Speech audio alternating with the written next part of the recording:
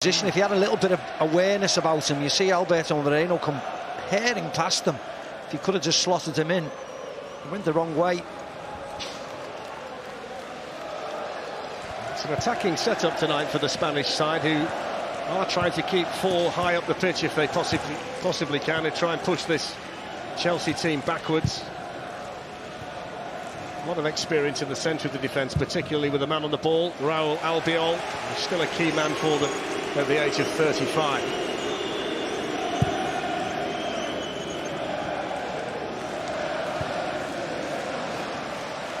It's a game being played tonight under relatively calm summer skies. It was pouring down with rain this morning, but thankfully that's all disappeared and conditions just about perfect for the two teams. Rudiger tussling for the first time with last season's leading scorer for Villarreal, Gerard Moreno, who was also a key man for Spain, Steve, in the summer. Yeah, he had a really good season last year, culminating, of course, winning the Europa League. A lot of pressure on him this year to go again. It's hard.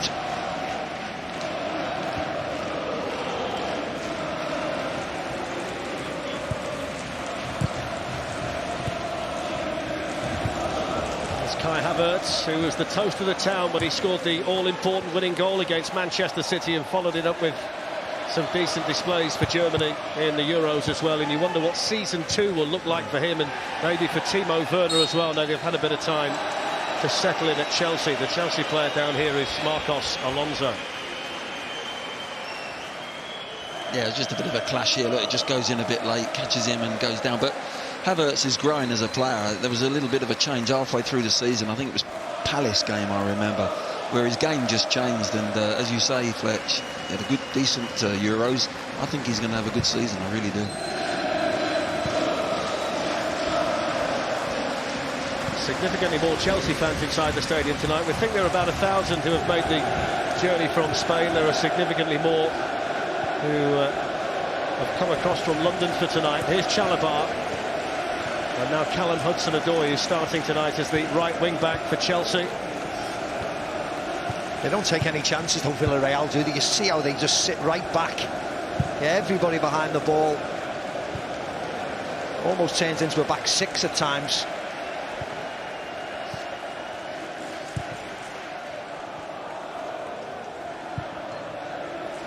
Kovacic looking for the run here of Hudson-Odoi, who was able to reach it, and the defending got in there for Villarreal by the highly rated Pau Torres, who's still with them tonight, despite the fact that there was a lot of talk towards the back end of last season that his release clause might be met.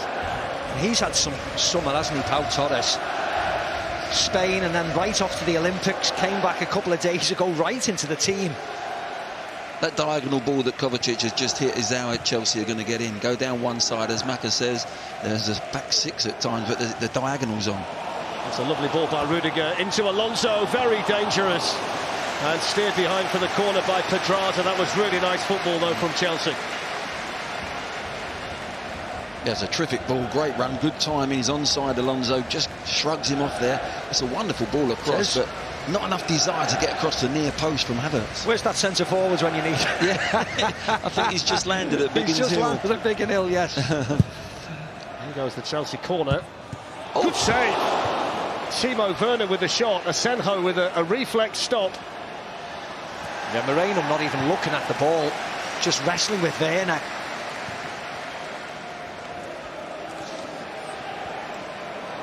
Unai Emery, right down below our commentary position, is already having to be dragged back into the technical area by the UEFA delegate down there. Yeah, he's been told off a few times, hasn't he?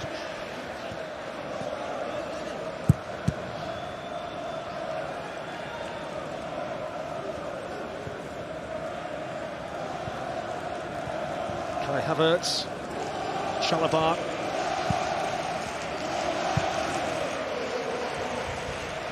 Zuma, and now Rudiger.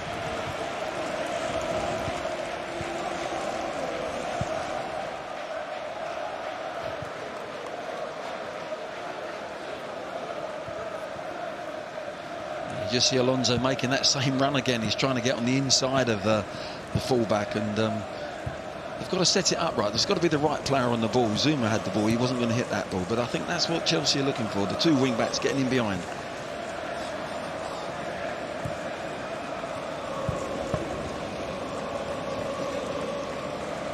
Here's Kovacic. N'Golo Kante.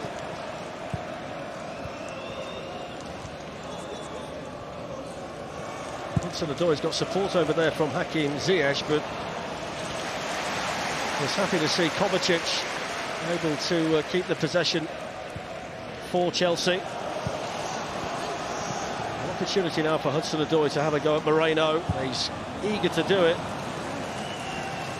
Yeah, he just needs to do more of that, doesn't he? As Glenn said before, that ball over the top, whenever he gets one-on-one Hudson-Odoi with Moreno, he should just drive at him. Here's the chance. Look at Moreno's body shape. He's not even looking at the ball. He's just wrestling Werner. Werner keeps his eye on the ball, gets a good volley away. And Senko with a decent stop. It was a decent stop, actually, because I don't think he would have expected it. There's Thomas Tuchel, who had such a huge impact on Chelsea last season that culminated in the Champions League win in Porto. He's unbeaten against Spanish opposition as a manager. Havertz. Alonso.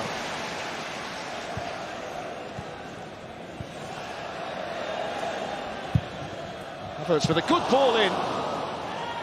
It's 2 or 3 times already in the opening 8.5 minutes that Chelsea have done that. Kante with a shot, hasn't scored for a long time, but caught that really sweetly, the Chelsea captain.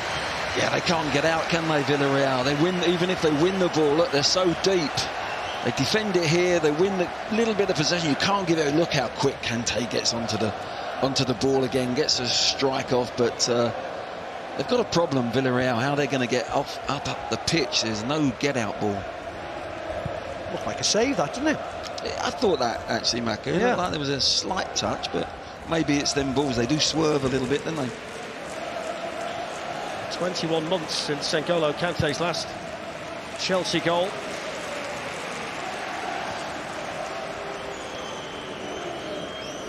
Here's Pau Torres.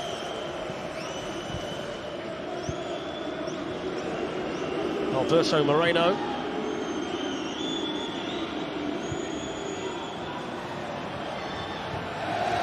Couple in the centre there, the ball had just gone over the line. It's going to be a goal kick for Chelsea. Unai Emery wasn't good enough for Arsenal, but he's been more than good enough so far for Villarreal. Won the Europa League for the 4th time as a coach last season. Lost the Europa League final with Arsenal against Chelsea back in 2019. And if his energy levels down there are anything to go by so far, Steve, he's had a good pre-season himself. I know. He keeps walking out of his technical area by about 20 yards.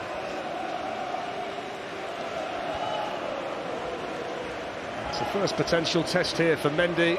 Edouard Mendy, the Chelsea goalkeeper. Albiol and Torres have gone forward. Trigueros has gone out to take the Villarreal corner.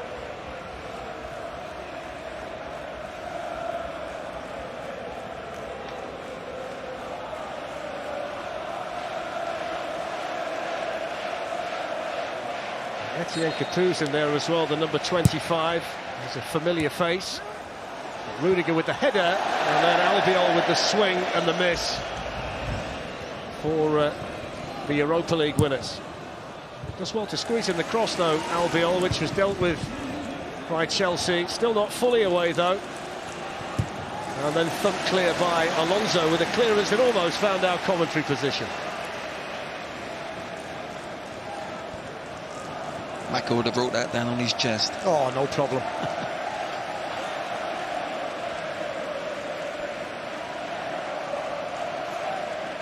They're much better, Villarreal, when they do this, though, aren't they? Get up the field and want to attack. You can't just sit in and defend your way out of a game like this.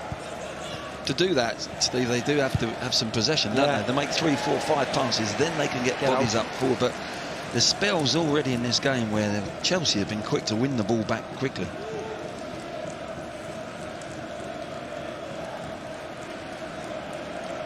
It'll be interesting tonight to see when Thomas Tuchel makes his changes. He's got some players who have only just come back for pre-season training after extended holidays after the Euros.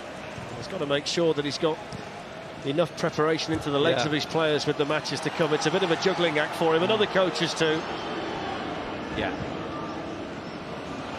There's Pedraza trying to run through. Callum Hudson-Odoi had gone with him and wins the free kick for Chelsea. It's really good defending. I think that's the question mark if you're playing Hudson-Odoi at wing-back, is how is he going to defend? And he tracked back really well there. Got goal side, good position, wins the ball and gets a foul. Unai watch. It means a lot to him, at least, doesn't it? You can't fault his passion. It's a nice run. Made by Timo Werner. Etienne Capoue there, just ahead of Hakim Ziyech.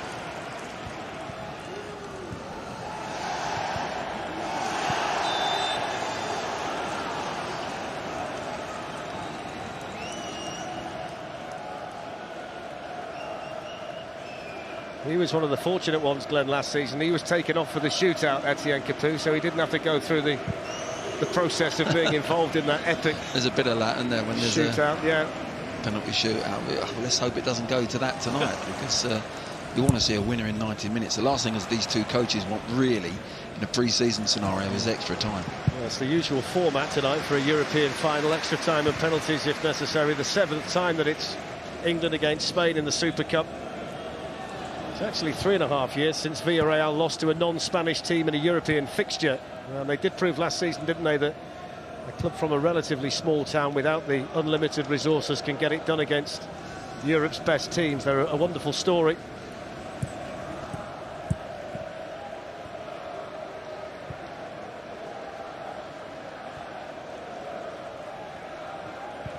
Here's Antonio Rudiger, and now Alonso, and just out of picture. Unai Emery's keeping up with play. At times he looks as if he's marking Marco Alonso. Unai Emery, he runs down the pitch. The UEFA man here, the delegates having kittens chasing after him. Moreno forward is Boulaye Dia.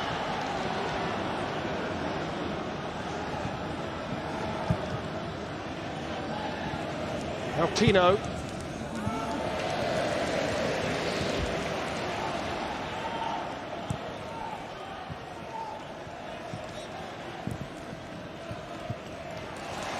Nice play for Chelsea over there, involving Hudson-Odoi and Kante, nice and calm.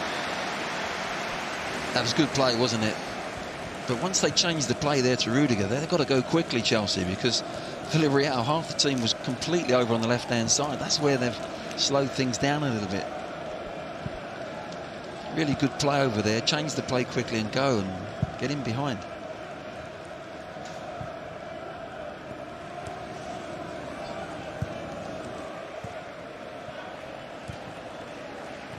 It's an interesting game tonight for Yeremy Pino, who's on Marcos Alonso defensively. He's got to be aware of those responsibilities and when to release himself the other way. He's only 18, played a lot of games for them last season, but it's a difficult test for him tonight against this Chelsea side. It is. He's effectively playing right back at the moment, isn't he? He doesn't want to be there. He doesn't want to get caught with Alonso running in behind him.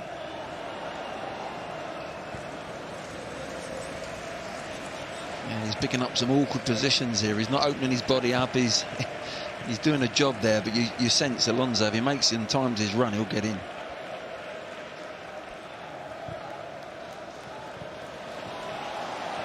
Timo Werner managing to keep his feet despite the attentions of Albiol. Here's Havertz. Kovacic.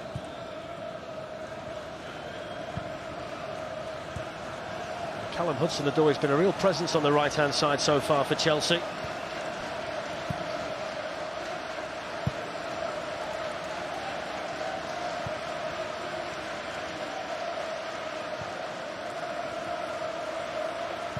Kurt Zouma looking for that run of Alonso. He's going to test Pino again. Werner then involves himself, and Pino on this occasion wins the battle. He made a nice run actually again, Alonso. The ball was just a little bit floaty from Kurt Zouma. Yeah, he didn't take any risk, did he, Zouma? He just floated it in. It needed to be zipped in. Yeah. because he was goal side again, Alonso. That's how they, you know, Hudson-Odoi and Alonso look as if they can get in behind this back, sometimes six, isn't it, at the moment? And Alonso's medal last season made it 5 in the family, didn't it, with his grandfather winning 4 with the great Real Madrid team of the 1960s. Another one added to the tally.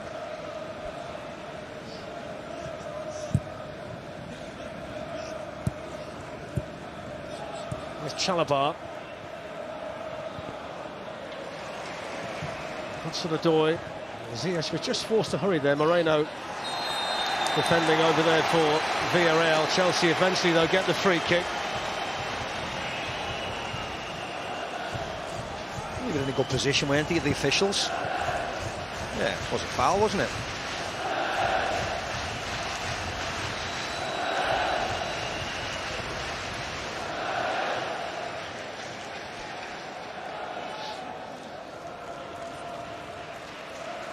Chelsea centre-backs have gone in there, all 3 of them. Chalobah, Rudiger and Zuma. Zuma, who scored more goals last season in a single season than he's ever managed to do before.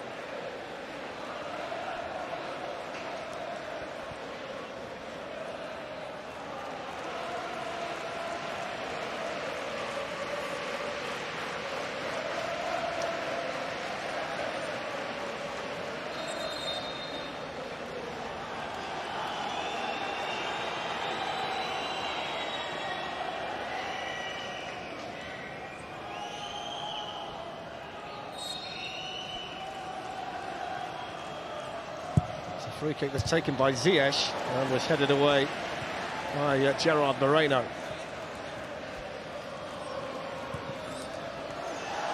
There's Kovacic. Ziyech with to fizz one in, and Asenjo holds on to it. He's another one this season, Glenn, isn't he? Hakim Ziyech, who'll want to kick on a little bit, be more of a factor for Chelsea when it really matters. Yeah, you just feel there's a little bit more to come from him, isn't there? I think at times he's got to make some run. In those little pockets, they play 2 sort of number 10s. Pulisic, when he plays in those positions, makes little blindside runs, and Mason Mount. He's got to bring that into his game, Fletch, a little bit. He wants to play to feet all the time, and it's easier to mark, but he's got a wonderful left peg. It's going to be really interesting, isn't it, watching Chelsea, how they evolve this year.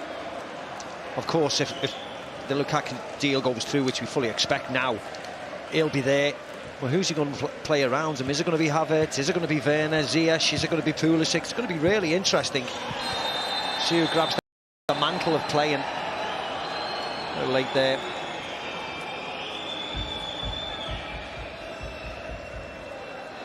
Gerard Moreno.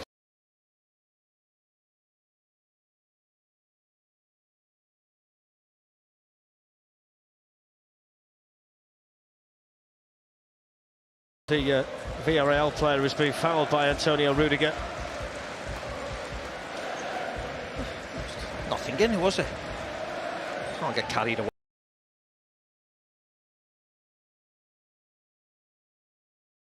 for that. It's this little tiny touch of his foot.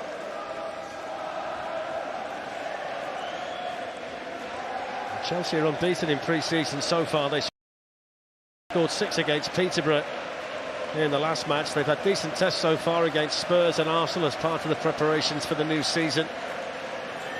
It's the first time tonight that a major game is being played at Windsor Park, a major UEFA club match.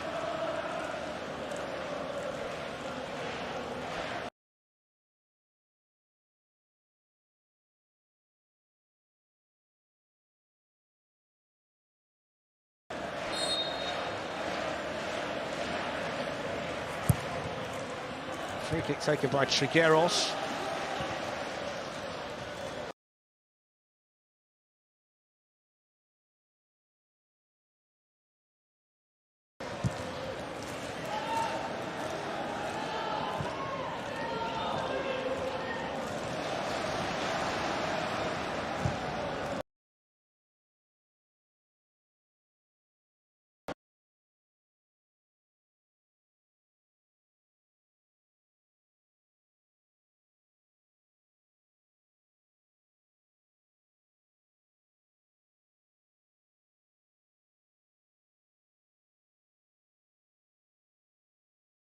him slowing down.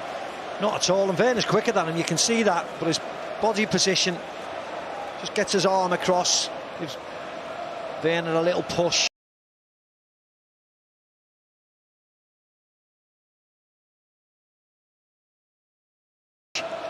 Just to get him unbalanced, just there, Werner runs it out of play. Had a fantastic career. Won a World Cup with Spain. He was involved in a couple of squads that won the European Championships as well. It was interesting though, because it just pressed a little bit higher. Hang on.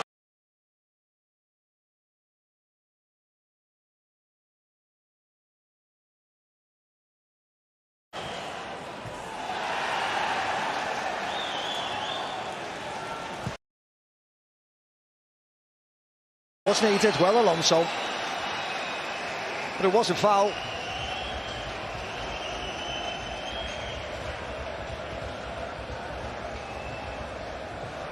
Yeah, it was one of them. He gets to the byline and you think he's going to come out with the ball, Pino, and Alonso just gets his body. Look how he uses his body again and just draws a lovely foul in a good position now. And all the centre backs are up and Villarreal on the back foot.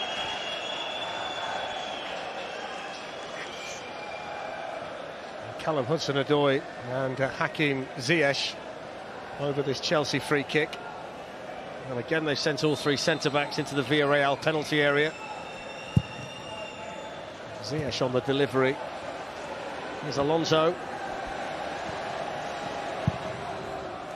It's a good ball in by Ziyech. It's taken down well by Chalabar, who just couldn't quite get the ball to sit down for him. The ball. Ziyech, look, we said about his left peg, that is a beautifully flighted pick out that. I'm thinking, are you going to hit that on the volley first time? And he just wanted the first touch, didn't he? And it had to be perfect. I think a forward would have hit it first time. Yes, I think so. Everybody thinking Marco van Basten. Would have been that kind of angle, wouldn't it?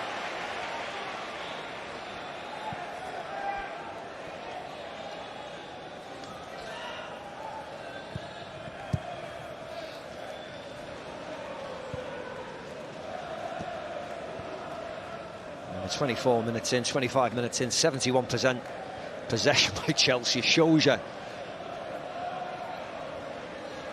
mean, great if you're Thomas Tuchel. Lots of the ball. Just probing.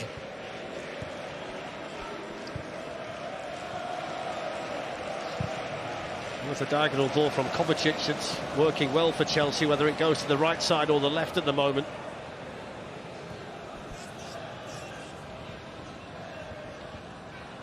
Ziyech over there, the last touch was off Alfonso Pedraza.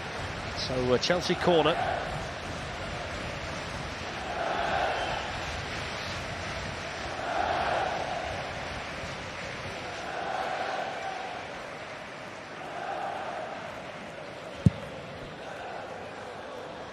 little bit too high there for Timo Werner.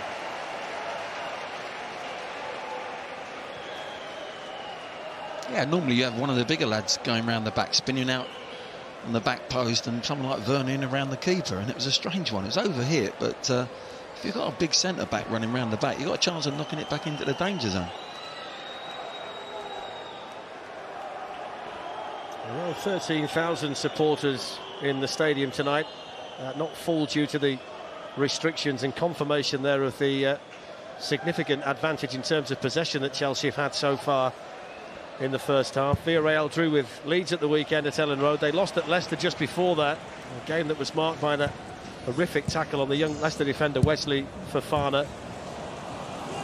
They've also played against Marseille and Lyon in pre-season. Their main bit of transfer business has been turning the Juan Foyt loan into a permanent move, but apart from that, they've not done a great deal.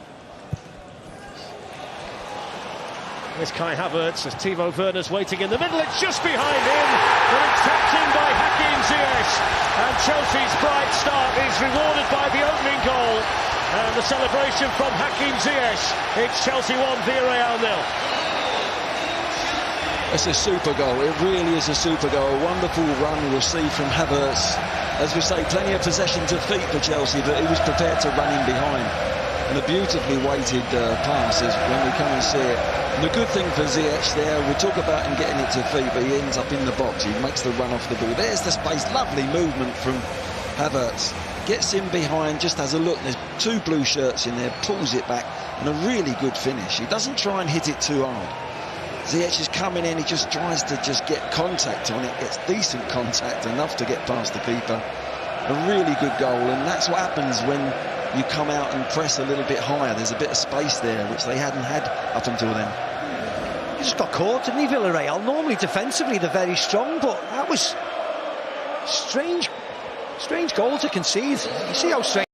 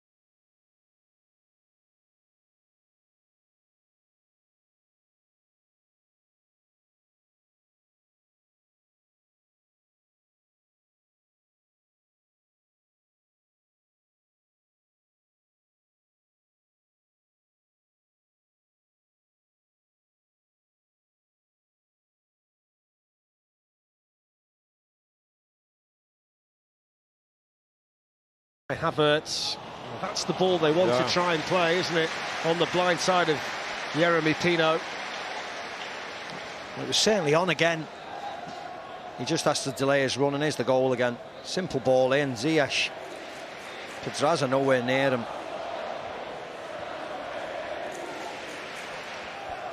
I think he'd be the first to tell you, wouldn't he, Hakim Ziyech, that his goals return last season for Chelsea weren't what he would have expected, having been such a good goal scorer during his time at Ajax. You wonder whether this season can be better for him. There's the chance for Pino via the deflection, and in the end the deflection helped out the Chelsea goalkeeper Edouard Mendy. It's a good example again of Villarreal breaking, but I think Tuchel would be happy with the way his attitude of his team getting back. It looks half a chance there. Every now and again you think there's wide open spaces and there's blue shirts funneling back, and that's a part of pre-season as well. The work ethic. It's good defending by Albion against Werner.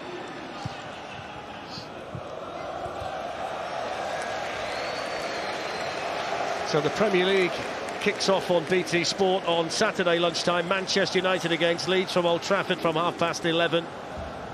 The 21st of August, Liverpool against Burnley at the same time. And the following week, Manchester City against Arsenal. And you wonder what those two teams might look like by then, with the transfer window closed and still so many potential deals in the pipeline for a whole number of teams in the Premier League.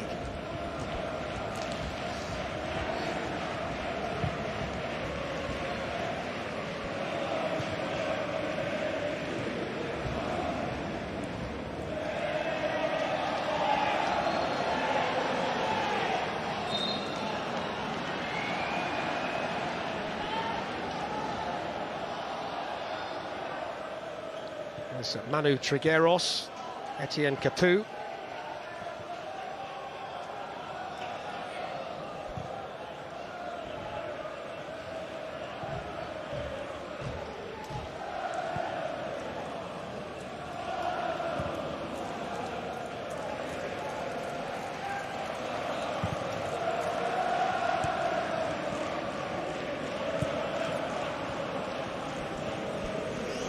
There's Moreno.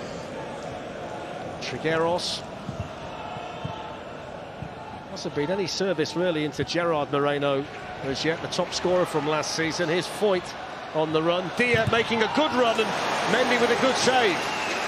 Timed the run off the line perfectly there, the Chelsea goalkeeper. The danger still not away. That's a good clearance by Chalobah. And then the break of the ball went Chelsea's way in the end as the follow-up cross came in. There was a good chance, wasn't it? A good save. He needs to be picked up, Dia. You see what he wanted to do. He was pointing. Chalobah has to get tighter to him. He's too far away from him. Manzi to the rescue. He was so good last season, there wasn't he? Edouard Mendy for Chelsea, Glenn. Equalled the record for clean sheets in a Champions League season. Hardly put a foot wrong since joining them after the campaign had started, and we saw his presence again there, timing that run off the line and making a really important save. Yeah, there was no hesitation. He just knew he was going to smother that ball. He came out and he got his distances absolutely perfect, actually, to make the block. But he's been excellent for Chelsea, hasn't he, since he's arrived.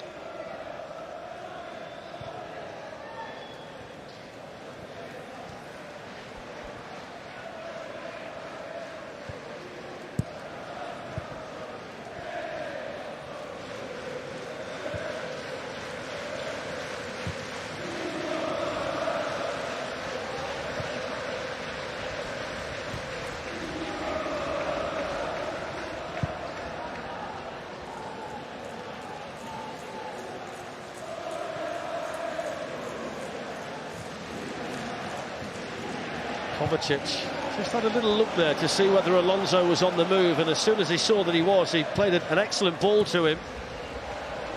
Well, that's Steve Fletch. I was watching. Pino was doing his socks. He was looking at his socks, and suddenly he got caught out. Ziyech pulls it back, and it was taken first time by Alonso. It's a smart save by Sergio Asenjo in the Villarreal goal, but they look so dangerous, Chelsea, when they get the ball in wide positions like that. He's made some great runs, Alonso, he really has, and he's picking out a blue shirt every time he gets to the byline. It's a half-decent save. I don't think he catches it that well, does he? I think he would have probably been better putting his foot through it.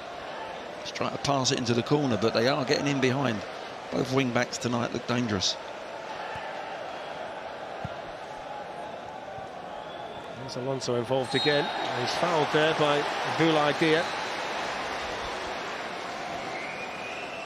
A little bit of frustration there. Doesn't have to make that challenge at all, does he, the centre forward for Villarreal?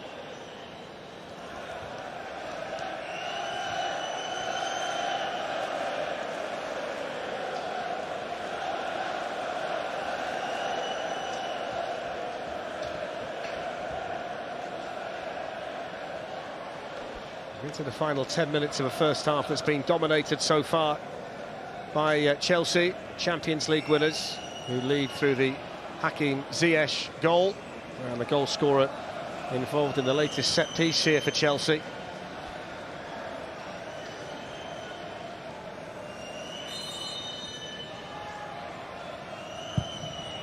It's a good ball in. Well, he might have been better served going with his head there, Zuma, having got himself in behind the defence and putting the shot over the bar. Just stretching, isn't he? Lovely ball in. They're having a look for the penalty check here, but I think they're going to wave it off. Yeah. The wonderful ball in, wasn't it, from Ziyech, just curling away from the keeper. Just a little bit too far for Zuma.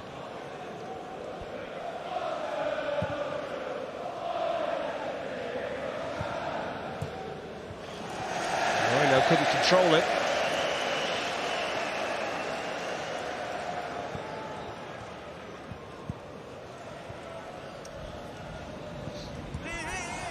Two of the three centre-backs have had clear goal-scoring opportunities now in the first half.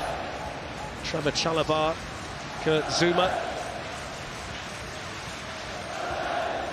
We've seen some excellent balls into the Villarreal penalty area from a whole number of Chelsea players in the opening 37 minutes. Are you thinking Lukaku licking his lips for that service? Certainly going to be a different dimension, isn't it, to the Chelsea team when you think that Jorginho was the leading goal scorer in the Premier League for them last season. The addition of guaranteed goals, provided he stays fit, is going to be another element that they didn't have last season. Certainly strengthens their possibilities in all the competitions. Well, that's gone against Kovacic, bizarrely. Yeah, it was a foul, wasn't it? Dia comes careering into the back of Kovacic, just gets across him. I mean, how on earth is that a free kick for Villarreal? The other way. He falls and grabs it, doesn't he? That's what it is. But it was a foul for Chelsea. Oh dear, strange one, that one.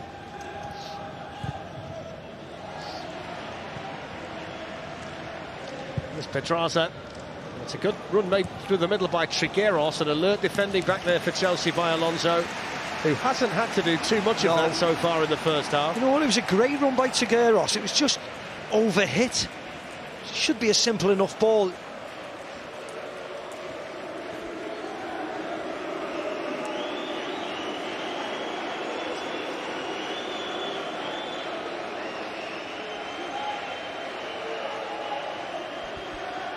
Alberto Moreno out to take the corner, playing his 50th game in European competition tonight. Was on the bench in a couple of Champions League finals with Liverpool.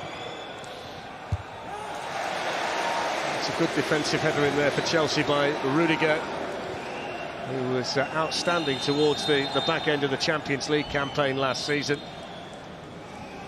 It's Ziyech down. You can see that what happens. He's over the shoulder, isn't he? So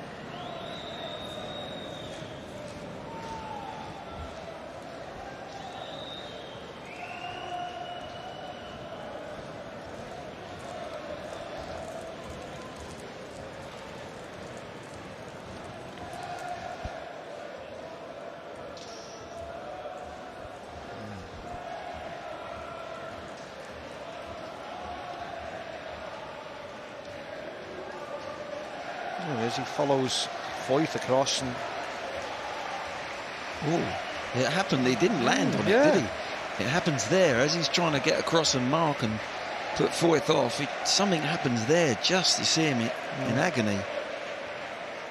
It's strange because normally their one's on a sort of a contact when you hit the ground. Well, it looks as if they're going to make a substitution straight away. Pulisic is out, the board's out, no messing around. No chances taken. Hopefully he's all right, Ziyech, but it's not what we wanted to see tonight. We spoke about that the important thing for Chelsea, yes, they want to win the trophy, but he wanted to manage minutes and stay injury-free. It's an extremely strong Chelsea bench tonight. There's the man who's going to be coming on, Christian Pulisic, but you've got Jorginho and Thiago Silva, Mason Mount, Ben Chilwell, Azpilicueta, Reece James. The starting the 11 on the bench is stronger than the 11 on the pitch. Yeah. I mean, it shows you the strength and depth and the names that are not on the list. You get down to Emerson at 33, who hardly plays for Chelsea, yet started the Euro 2020 final against England and got himself a winner's medal. But this is not what you want to see. A lot of pain on the face of Hakim Ziyech with a bizarre injury, really, in many ways. This is what he's going to remember the night for, though. An excellently taken goal for Chelsea. Yeah, it's good play, isn't it? He's got himself in that centre-forward position. You know, he's not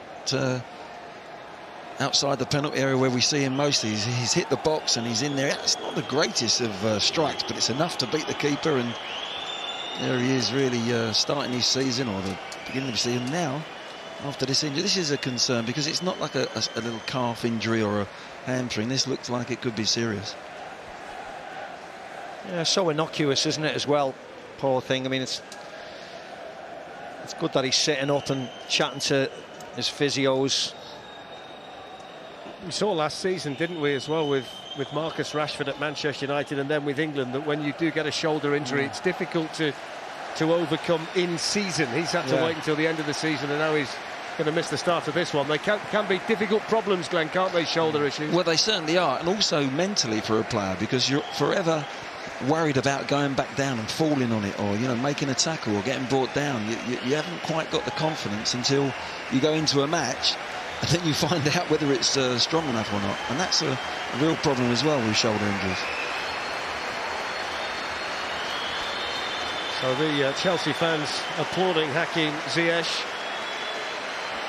as he makes his way towards the dressing rooms, and Christian Pulisic comes on. 6 goals last season, scored in the Champions League semi-final against Real Madrid. Actually scored here in this stadium for the USA last March in a game against Northern Ireland, and a very, very good player to bring off the bench. Yeah, brilliant, yeah. Been playing very well of late, hasn't he, for the USA side. Their star man, their leader.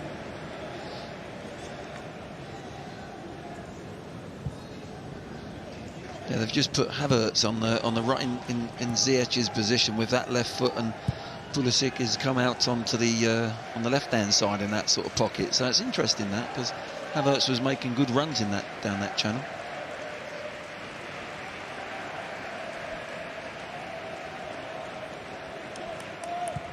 Raul Albiol, Manu Trigueros.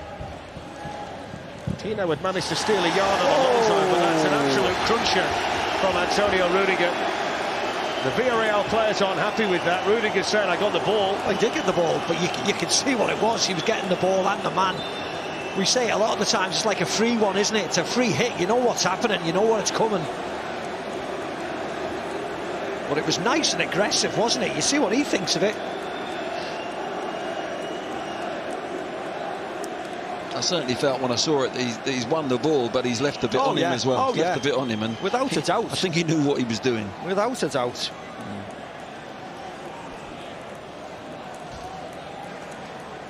Yeremy Pino was the player who was cleaned out to all intents and purposes by Antonio Rudiger.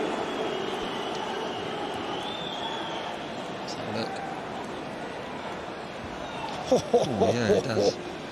As you say there, he wins the ball, but he follows through, and it's very difficult to pull out once you in that momentum to kick a ball and then pull your leg out. But I think he knew what he was doing a little bit there. I think that's the thing, Glenn. You've played the game, I've played the game.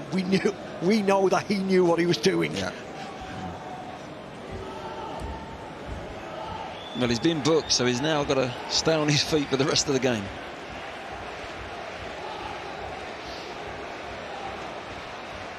So he's marked his 150th game for Chelsea with a yellow card. Sergei Karasev just having a word with Thomas Tuchel as well. Possibly something the Chelsea manager said. Well, he's got the yellow card as well.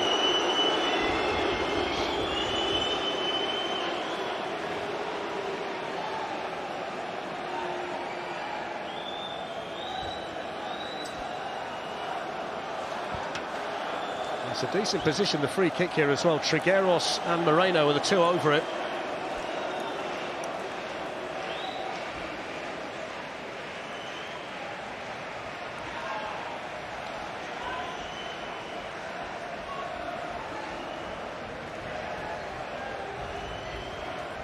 The two-man Chelsea wall made up of Kai Havertz, Timo Werner. Trigueros with the ball in, and that was headed away by Kovacic, and from that kind of position, really, Unai Emery would have been expecting his team to make more of that. Well, that was awful, wasn't it? Awful. Not sure it was that good, Steve. Oh, it was dreadful. I mean, what a position to find yourself in with the free. You've got all your bodies in there, and a delivery that hits the front post yet again. Into 3 minutes of additional time.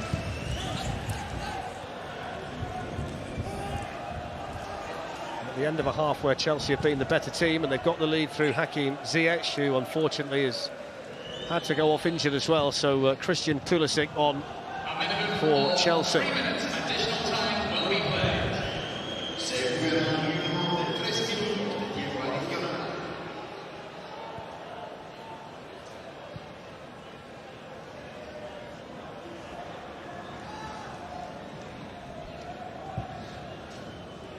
One man who's desperately tried to get involved in the match is Gerard Moreno. He's had no real service whatsoever.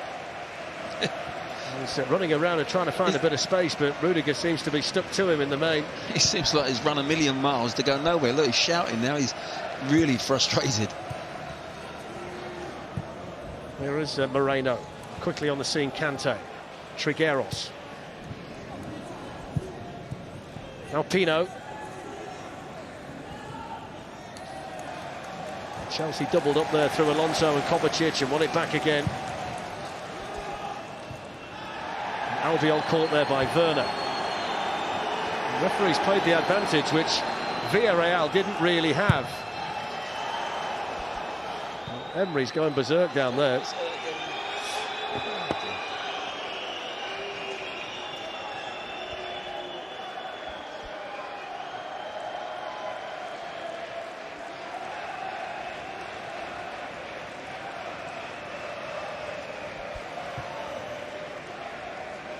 Foyt.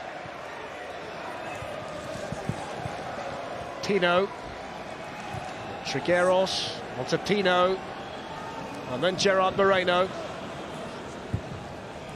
It does really well to clip in the cross! And the crossbar absolutely rattled by that thunderbolt volley from Moreno on the other side. Here's Alberto Moreno once more, and now Pedraza. And that's watched behind by Mendy, and that brings to an end the first half. But this is how close Villarreal were to equalising. It's astonishing that didn't bounce in over the line. Yeah, he catches hold of it.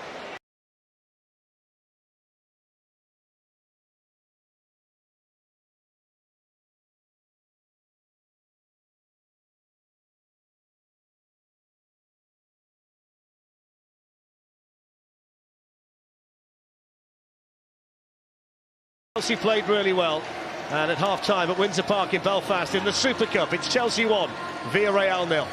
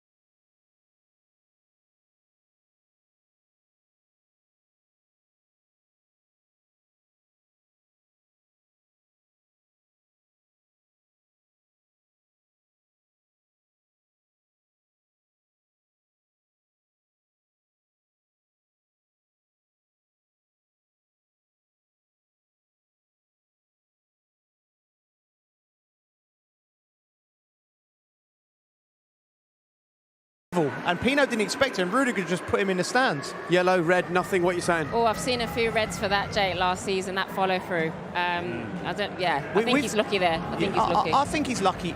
I don't agree with it. I think it's a great tackle like Rio, but yeah. Thomas Tuchel was mad it was even a yellow card, and you saw it going down into the tunnel. However, he will be smiling if they can hold on and win the Super Cup to start the brand new football season. Hope you're enjoying seeing football back in front of fans on what's a lovely evening here in Northern Ireland. Let me hand you back to your commentary team, Glenn Hoddle, Steve McManaman and Darren Fletcher. Thank you, Jake. So all set for the second half, no further changes. We're just actually seeing Hakim Ziyech down below us, walking back towards the Chelsea bench with his right arm in a sling.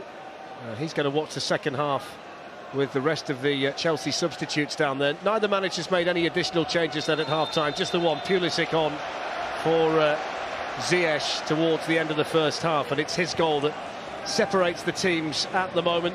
Chelsea playing against the Spanish team for the 50th time tonight, the first time, though, that they've ever played against Villarreal, who are going to be in the Champions League for the first time in 9 years this season. A Champions League that all of a sudden has a different look to it with all of the transfers that have occurred, particularly towards Paris over the course of the summer. Just a bit, as Rio said early on, one of the greatest transfers you've seen, hasn't it? Donnarumma free, Wijnaldum free, Ramos free, and now they're chucking Lionel Messi. I mean, what's going on? If they get there, it could be the first Champions League final to finish 6-5. We'll wait and see. Corner then to Villarreal. Early opportunity for them to try and get back on level terms at the start of this second half. And the defensive header won there by Kai Havertz for Chelsea.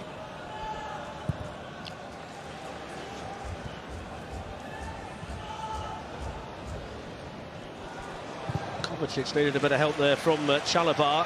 What did you make of him in the first half, Glenn? Not a great deal of defending for the Chelsea debutant to do, but he looked fairly comfortable out there, didn't he? Looked comfortable on the ball, and at times it's the outside centre-backs that are free on the ball, and I think, you know, he's got to use the ball as well as he can, but no, he's done his job defensively. I think it was a near post clearance. He really read the situation well early in the game and got across, but no, he's looked okay. I was just wondering whether Rudiger would have come off at half-time. I just feel that might be a slight risk keeping him on the pitch.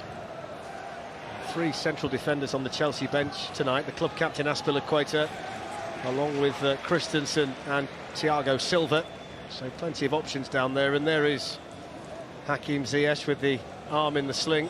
The shoulder issue that forced him off towards the end of the first half. And we hoped that he's not going to be out for too long. Yeah.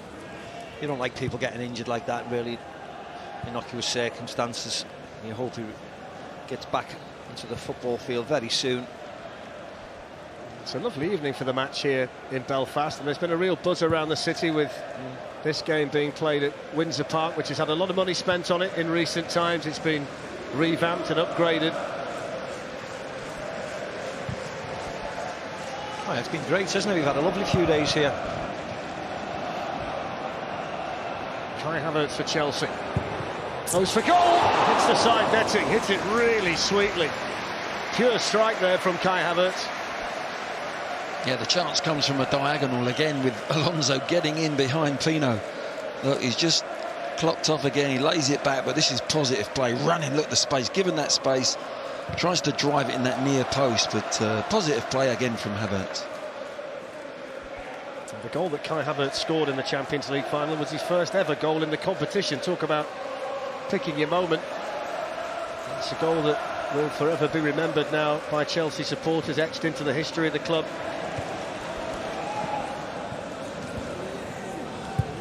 Pedraza there to nick it back for Villarreal, but as we saw for periods of the first half, Steve, they do find it hard to keep possession. Here's Callum Hudson-Odoi. Should make for a better second half, the fact that Chelsea are leading, because they're going to have to be a little bit more positive for Villarreal, but in essence they haven't shown much, have they? Chelsea have got some of the substitutes on their bench, the majority of them. One or two from Villarreal just starting to limber up down below us. Off goes Rudiger on the gallop. Havertz looking to get in behind. And then Pino there just slightly ahead of Alonso.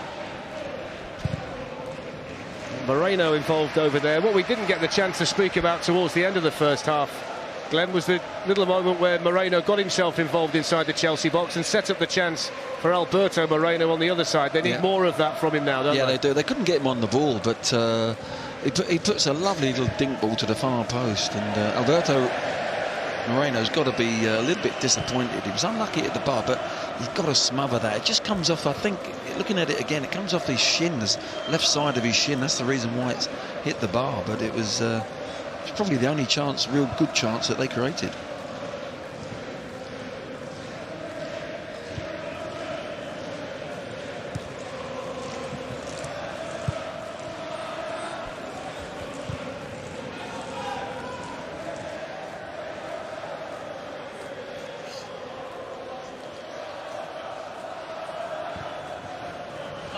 There's a mistake by Mendy. No chance over there for Rudiger.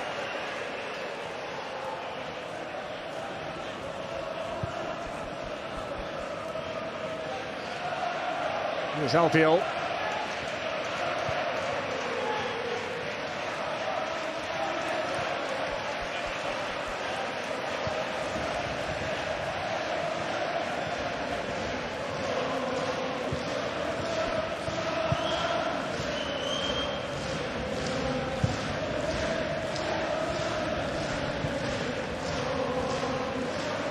Alberto Moreno.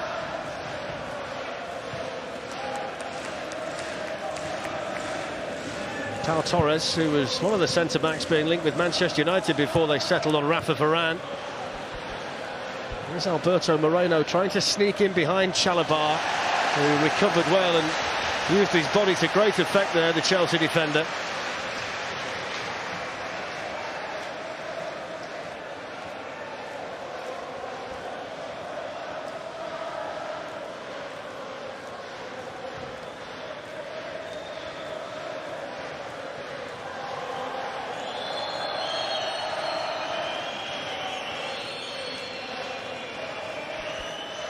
There'll be 5 Spanish teams in the Champions League this season. There's another poor clearance by Mendy, and it should have been punished really. Moreno hits the post. Strange pass that was played out by the Chelsea goalkeeper, and Moreno, who was so deadly last season, manages to get the ball beyond him, but it comes back off the woodwork, and they strike the frame of the goal for the second time in the match. Villarreal. A strange couple of minutes from the Chelsea goalkeeper. Yeah, he knocked one out of play, didn't he, earlier there, trying to find Rudiger. Slips when I thought it was interesting that he didn't want to play out again. He sent them all up. He sent the back 3 up and he said, I'm going long. And he slips and missed kicks. And that's a great chance. It really was for Villarreal. Handed on a plate in many ways. Here's Jeremy Pino. Trigueros. Good work for Chelsea by Havertz, who quickly wants to come the other way. Werner makes the run. You'd think he'd have a big advantage, Werner, in a race against Raul Albiol, but haven't managed to get him isolated on him properly so far. Yeah, his positional play is excellent, Albiol. He always gives himself 3 or 4 yards on Werner, drops a little bit deeper.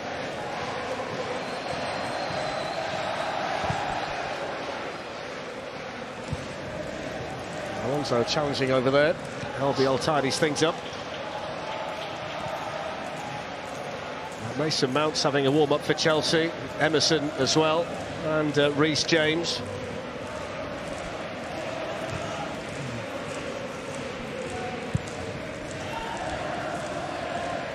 There's Boulaye Dia. Challenge on him by Kovacic, forward by Capoue. And Chalobah there for Chelsea. That's what Kante does so well, sniffs out the danger, wins it back for Chelsea. Here's Pulisic.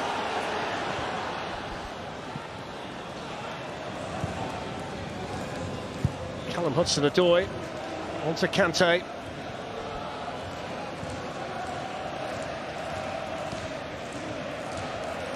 We were only saying at half-time, Steve, that he hasn't had to do a great deal of that so far tonight. There's Rudiger with a shot that He's way off target, but he's not had to nick the ball back in those situations very often, Kante, because of the nature of the match. And here's the mistake from Mendy. Look, he's totally slipped, doesn't he?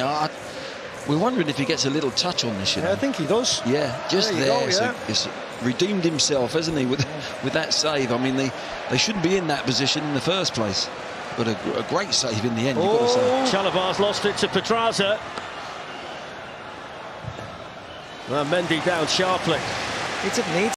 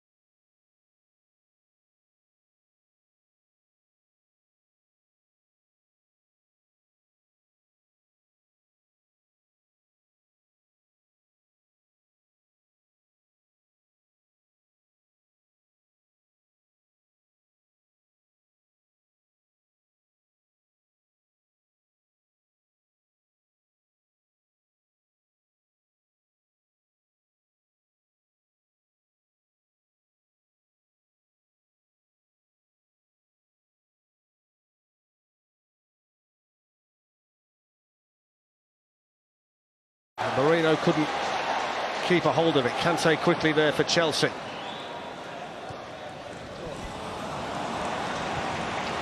Just hasn't happened in the second half yet, has it? Little tiny bit sloppy, whether it's just a little bit of fatigue, because it's, of course, early on into pre-season.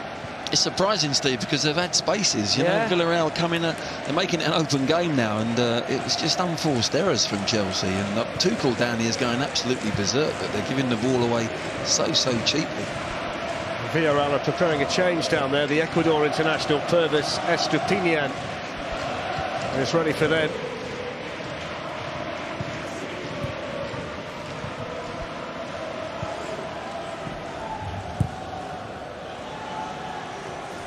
Off goes Dia. Chalabar there for Chelsea. It's a foul by Albiol on Werner.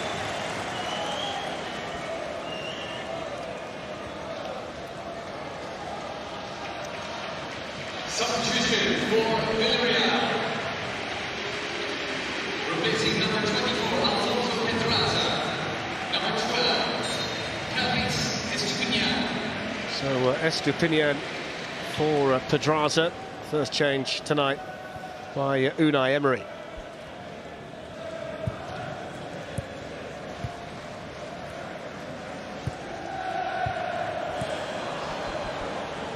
Here's Capu.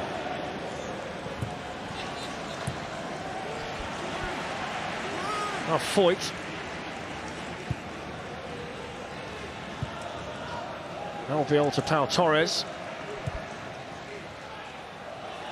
As Alberto Moreno wants to get Estupinian involved early. He could challenge by Chalabar right in front of the Villarreal supporters. It was firm but fair. Yeah, that was okay.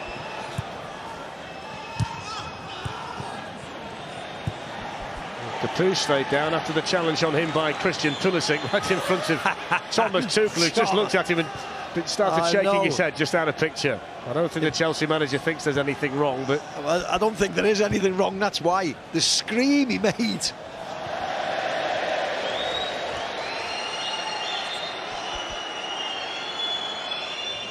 Oh.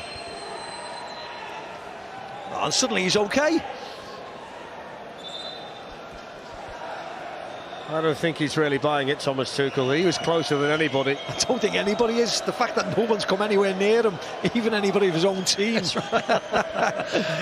was just Pulisic. It's just that. Look, there's nothing. He's got his arms in the air and then he starts rolling around on the floor. It does kind of tell the story when even your own team don't want to send anybody on to help. The physio's even still sitting there. They all just shouted, "Get up!" I think they've seen it before.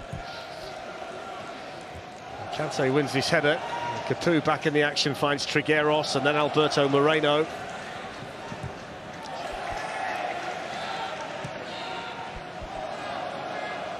Pau Torres.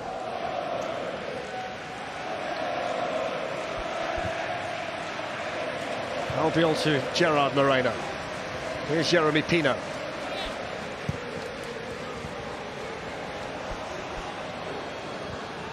Moreno chips one in. Chalobah got there for Chelsea, and then Zuma able to thump it clear. He's been a busy man in the last few minutes, Trevor Chalobah. That was brilliant defending, it really was. He's in a good position, covers, stays concentrated as this ball comes in from Moreno. Look, just readjust there, just in time to get his head on it, and if not, that might very well have been the equaliser. Alonso's been awarded the free kick over there, which just shocked Jeremy Pino. He's going to get a yellow card for his troubles, Pino.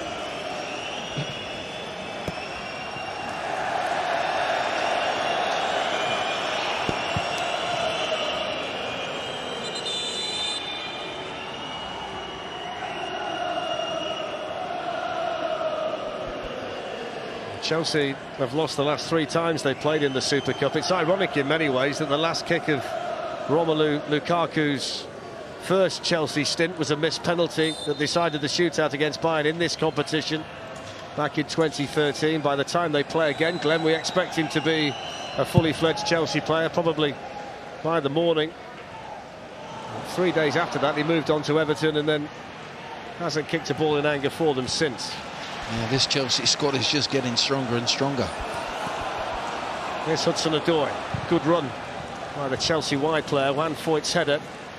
And then Etienne Capoue.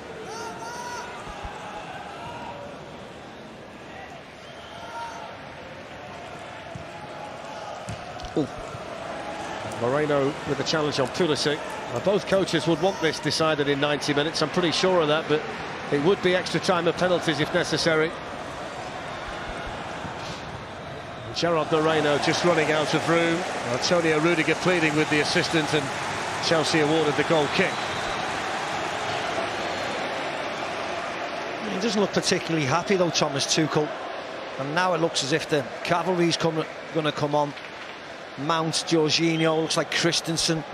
Let's see.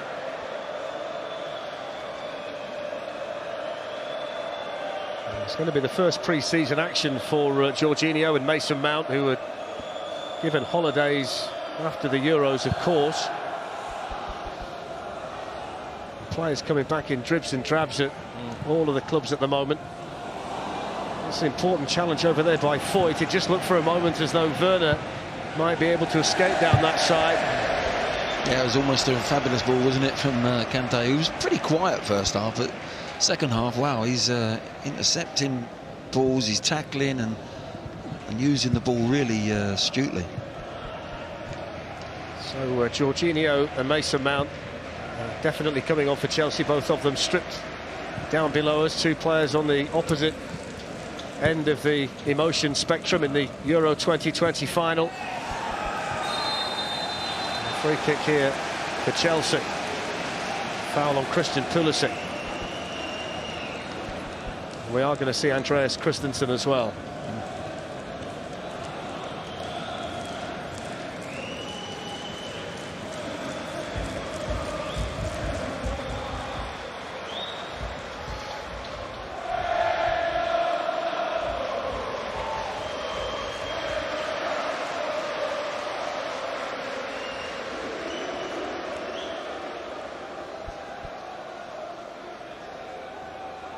Plenty of height sent forward here by Chelsea, the central defenders. Alonso has replaced Ziyech on free kick taking duties alongside Callum Hudson-Odoi. And it's delicately chipped in by Alonso, and the foul in there by Kurt Zouma. Yeah, he wasn't it, on his shoulders of Albiol. Again, just wasn't a lot of pace on the ball. Be interesting to see how fit these boys are. Certainly the two in front of that pack. So 64 minutes is enough tonight for N'Golo Kante, who gets the standing ovation from the Chelsea supporters who are here tonight, and Jorginho, whose heart must have sank when he saw Jordan Pickford save the penalty in the shootout, only for that to be replaced by elation moments later. He's the first change. We're also going to see Timo Werner be replaced by Mason Mount.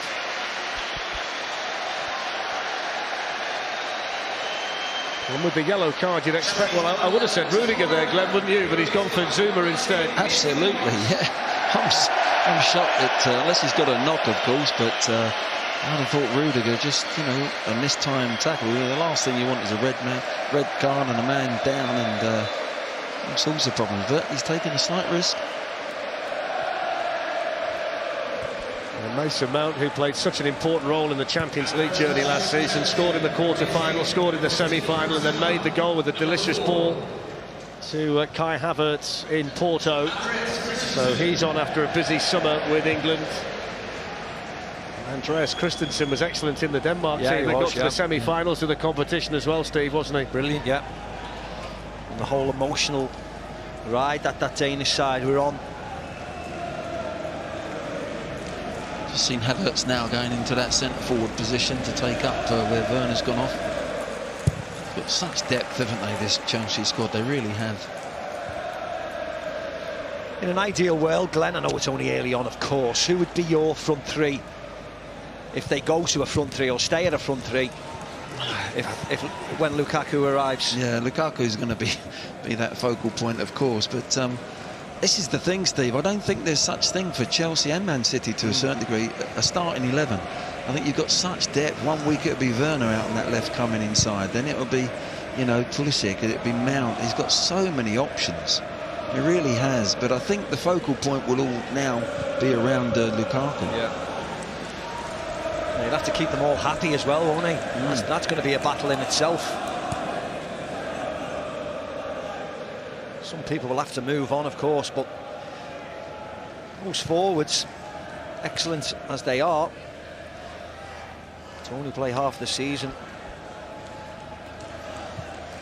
Quite incredible. There's still a batch of players really that are not even on the bench, that have been out on loan and whatever, might need to be moved on, and it's quite an incredible situation Chelsea find themselves in, a positive one. Rudiger getting the better of Pino. Here's Alonso.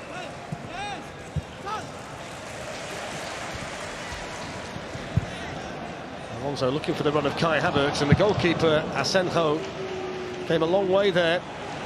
It's delicately done by Gerard Moreno out to Yeremy Pino. He's been much better, Moreno, in the second half. Plays a nice ball in here to the substitute. It's a good save at the near post there by Mendy. From Purvis Estupinian. Yeah. Good touch, wasn't it, by Moreno, and put him in. He's not just a goal scorer. Mr. Pinyan here. It's a shot the goalkeeper should be saving, of course. Yeah, the angle was against him, Steve, wasn't it? Very, very tight. They've got a corner, and Manu Trigueros has come out to take it. That's the signal for Albiol and Torres to get forward. And it's gone short here to Alberto Moreno.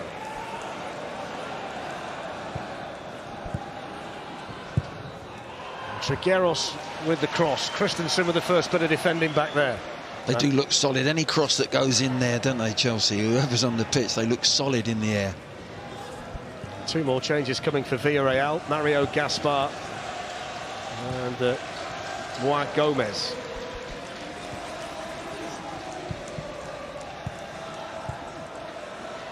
Here's Alberto Moreno.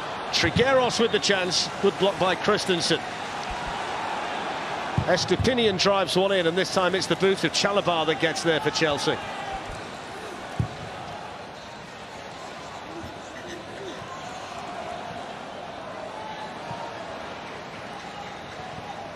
Havertz finds himself surrounded. Estepinian won it back again. Here's Dia.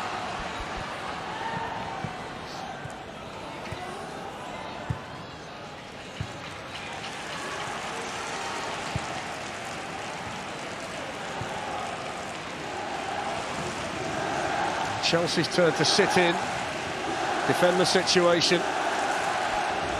Pau Torres for Villarreal. Alberto Moreno.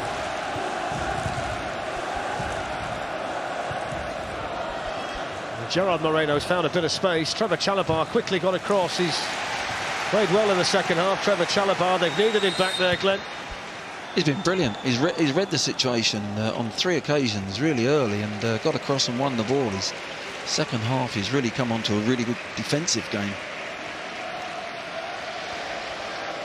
So Mario Gaspar for Etienne Capoue. Gaspar only the second player to play more than 400 games for Villarreal. And Gomez coming on to replace Trigueros.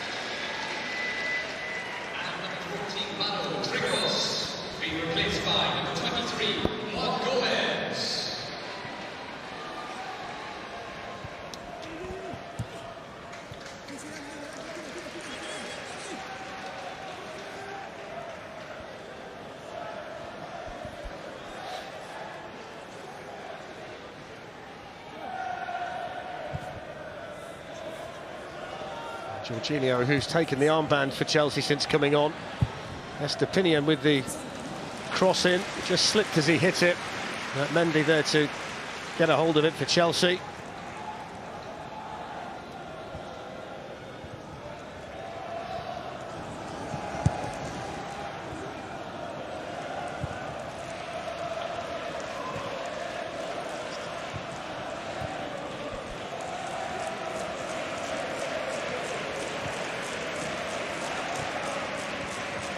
Thomas Tuchel only lost 5 of his 30 games in charge last season. His challenge now is to develop his brilliant start into sustained success at Chelsea.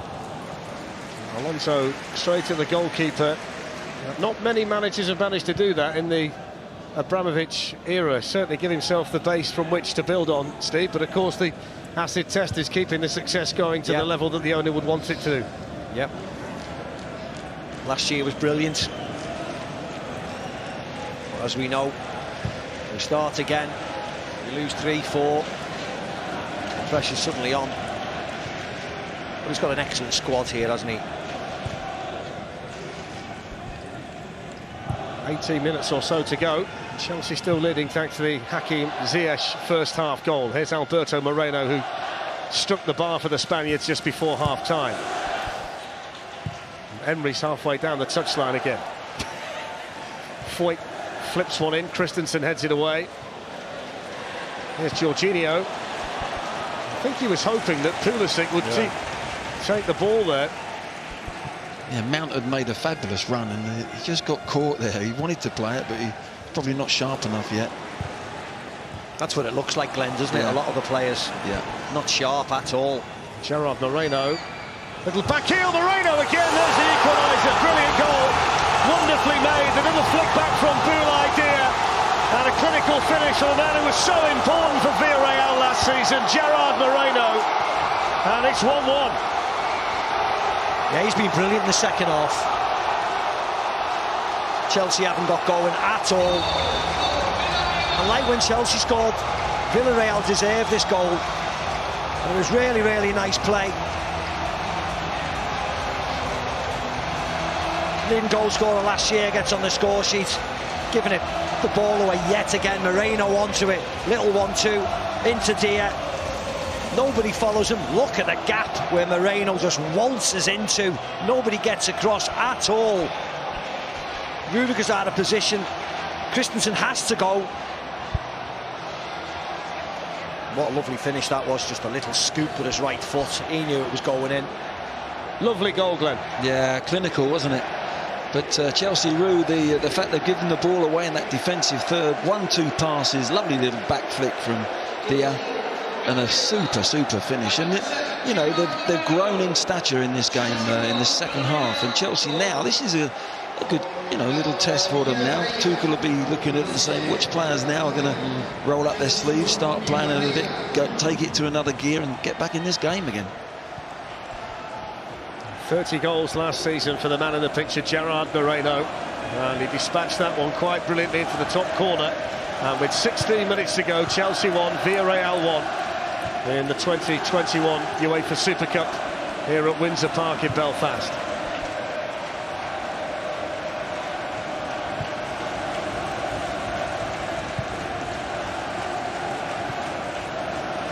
Callum Hudson-Odoi. Pau Torres there for the Spaniards. Here's Alberto Moreno. Rudiger there for Chelsea.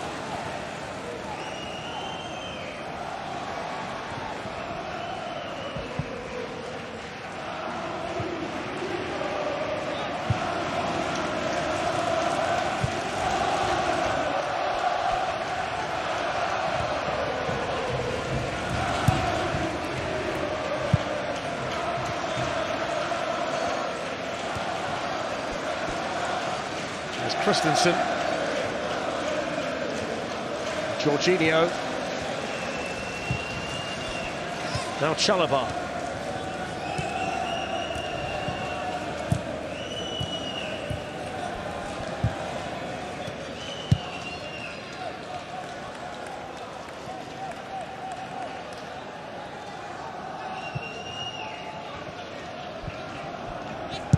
Alonso towards Mason Mount. Havertz in the middle, Pulisic is there as well.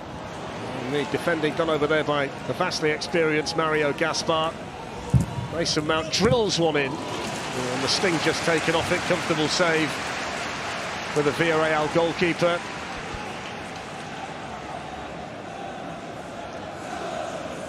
Well, don't forget the Premier League gets underway this weekend. We've got a cracker to start with Manchester United Leeds from Old Trafford at 11:30 on Saturday. 1 HD and Ultimate. The following weekend you can see Liverpool against Burnley from Anfield, and the week after that Manchester City against Arsenal from the Etihad. All of the coverage starts at 11:30 in the morning on BT Sport 1 HD and Ultimate as well. There's Pulisic. Hudson-Odoi can flick it back in, and an acrobatic clearance by the Villarreal goal scorer Gerard Moreno. Kovacic, Mount, Chalobah. There's Hudson-Odoi. Kai Havertz gliding through. In the end, one defender too many. And the ball thumped away towards halfway. Dia battling with Rudiger. Here's Jorginho. 13 minutes of the 90 to go.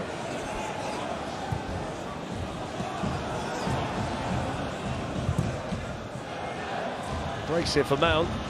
On to Havertz. And the Germany international just catching Raul Albiol. And the free kick given to Villarreal. I wonder whether we're going to see Azpilicueta imminently. He's just come sprinting down the touchline and gone up the tunnel, whether that's a sign that he's going to be coming on. Ben Chilwell's warming up for Chelsea as well at the moment. I certainly feel tonight, Glenn, that it's a situation, regardless of the result, that Thomas Tuchel wants to give minutes to as many players as he can, players who need it because they've not been involved. As we enjoy that goal from Gerard Moreno again, and the look on the face of Thomas Tuchel tells you everything. Yeah, it was a beautiful finish, wasn't it? Absolutely. Didn't try and hit it too hard. He knew exactly where he was putting it, just placing it in that top corner. But no, it is about pre-season as well. Yes, there's a trophy on view to win, but he's got to protect his players and get us the right minutes. Now, if it does go into extra time, it's going to be quite handy for the substitutions to get that extra time.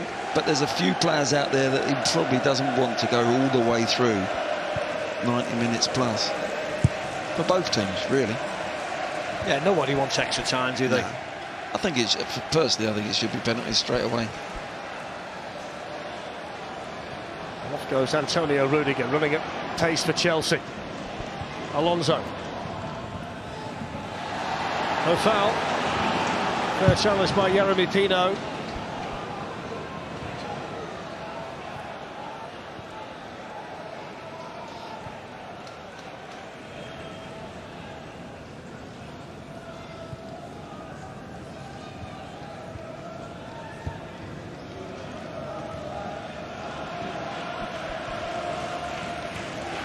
Trevor Chalobah.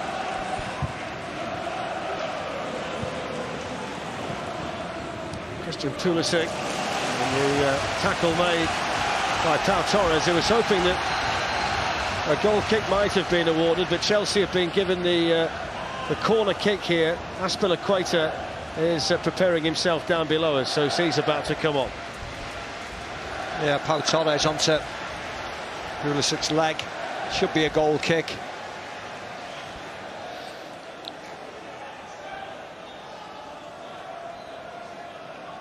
Alonso out to take the corner.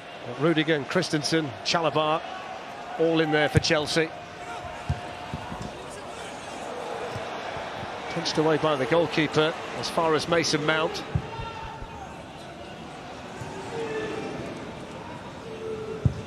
Back in by Alonso. It's a good ball. The goalkeeper did well through a crowd of players there, Asenjo. Yeah, he did actually. Nice and brave. It was a beautiful flighty ball, wasn't it, from Alonso, with his left foot curling in there and tempting just to get in front of the keeper and get the touch, but three Villarreal players injured at once here. 2 down, the goalkeeper felt it as well, bit of cramp in there.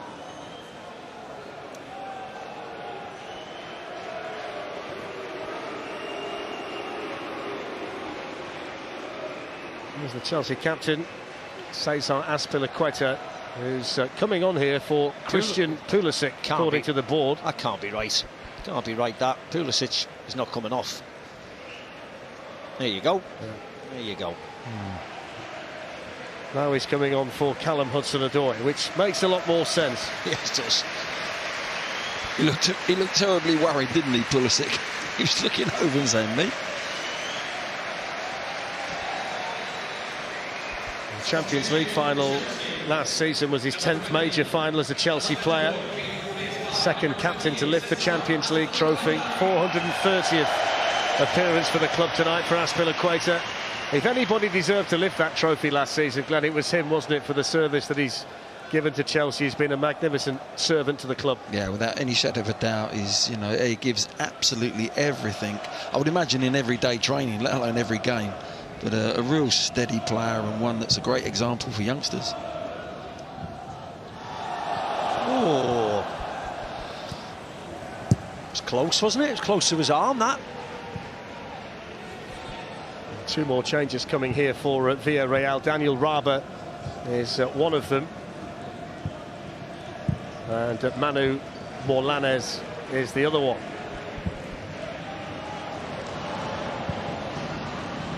Kai Havertz. Pino's had a better second half, hasn't he, over there defensively? They haven't been able to get the ball in behind him as regularly as they did in the first half. Well, he's got back and recovered, Fletch. They're getting in, and they could actually be in more than they've actually got him in. He's on all the time, and there's a few players in that midfield at the moment that look a bit tired.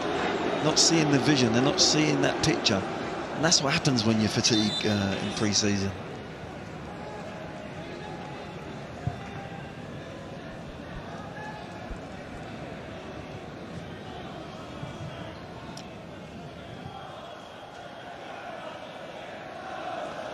Here's Jorginho, who started every game for Italy at the Euros. He was in the team of the tournament as well as a reward for his performances.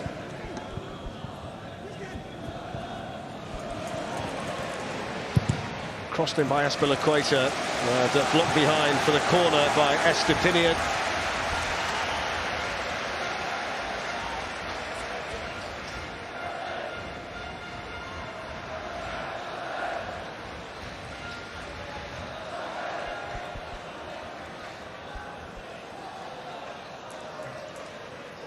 Alonso out to take it.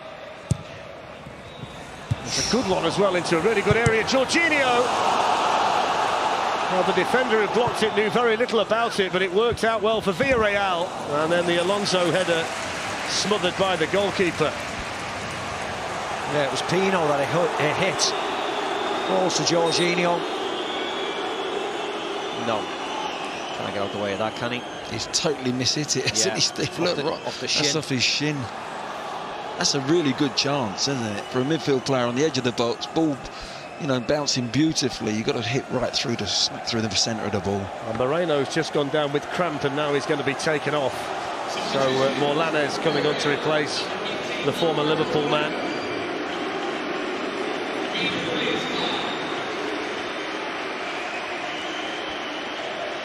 He's played his part tonight, Steve, hasn't he, Alberto Moreno? He has, actually. The second half, particularly. He's got forward a lot better. Been a lot more positive. I mean, since the equaliser, actually, Chelsea have just stepped it up a gear now, haven't they, and started to take control. If they only would have started the second half in the same fashion, they would have been clear, but... So Boulaye Dia has been replaced by Daniel Raber. Came on at the end of extra time in the Europa League final, took the second penalty in the shootout and scored. Everybody seemed to score that night, apart from poor old David De Gea.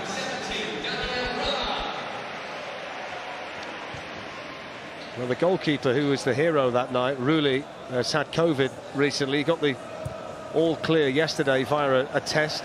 It's the reason why he's not started in goal tonight, having scored from the penalty spot and then saved the De Gea kick that followed. So it's the reason why Sergio Asenjo is in goal tonight, not Hieronymo Rulli. Less than 5 minutes of normal time to go at Windsor Park.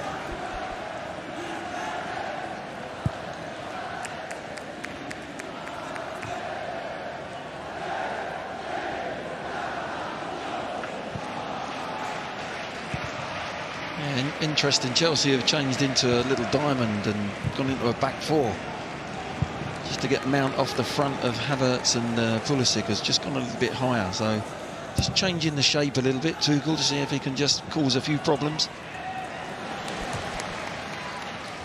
Here's Azpilicueta, Pulisic.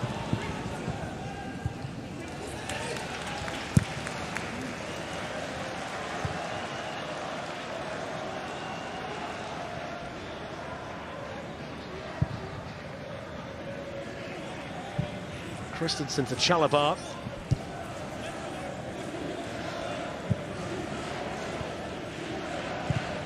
Forward by Rudiger, headed away by Pino.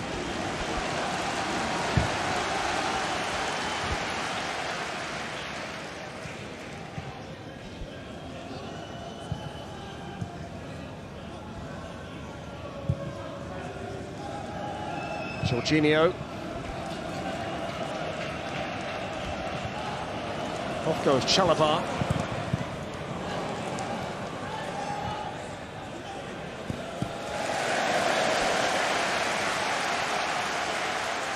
Nice little change of pace there from Chalobah, wasn't it? Didn't quite find a blue shirt, but nice to see him. He's come out wider in this sort of, since they've changed into a back four, he's going to get himself forward. So Kovacic is still out there in central midfield, having started the game.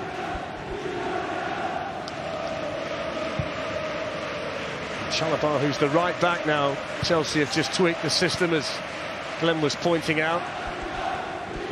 Here's Azpilicueta, Jorginho, Pulisic, good save. Flag goes up in the end. I think we're all waiting for that. There's a clever little ball round the corner, but just catches it. It's too good a ball, really. There he is, Jorginho, and the two Chelsea players, yeah, way offside. Chelsea start off with a London derby at the Bridge against Crystal Palace at the weekend, followed by away games at Arsenal and Liverpool. It's a testing start for them. Villarreal's first big test is on the 29th of August, when they go away to the champions Atletico Madrid. They wait until Monday night for their league opener, which is against Granada. Here's Juan Foyt. Mario Gaspar.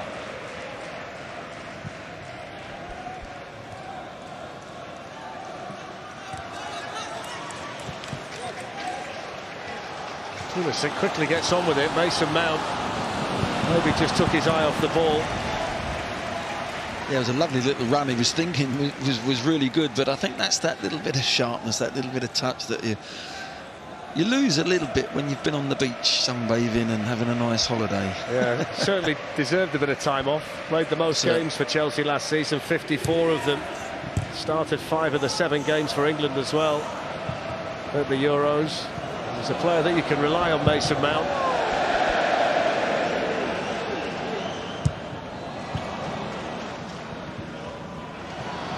Jorginho losing out to Raba.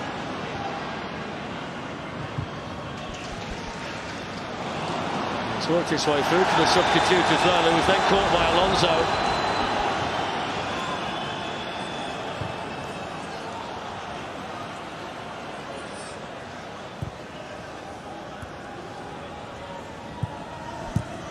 Tino. Albiol. There's going to be 4 minutes added on. 4 minutes for one of these teams to find a winner without the need for extra time. Mario Gaspar with the cross, and it was agonisingly behind the substitute, Daniel Raba.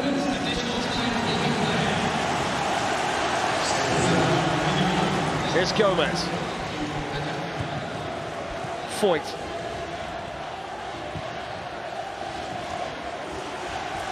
Mario Gaspar. Whipped in by Morlanes, headed away by Azpilicueta.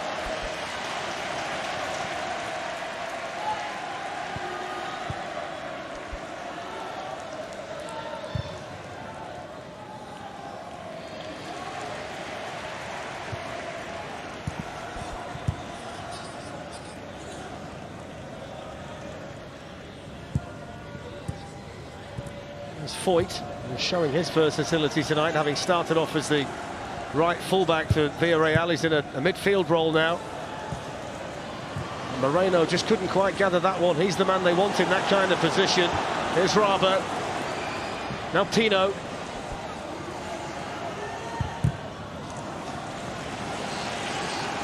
Morlanes.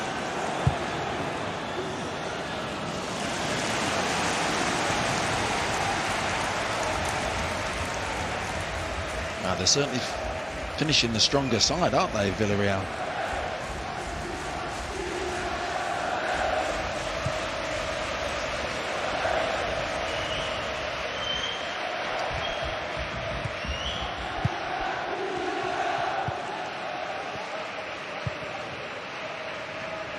Chelsea looking to try and summon up something here by way of a big finish, a moment that could be decisive for them. 2 minutes of the additional time still to go. Here's Christian Pulisic, promising for Chelsea.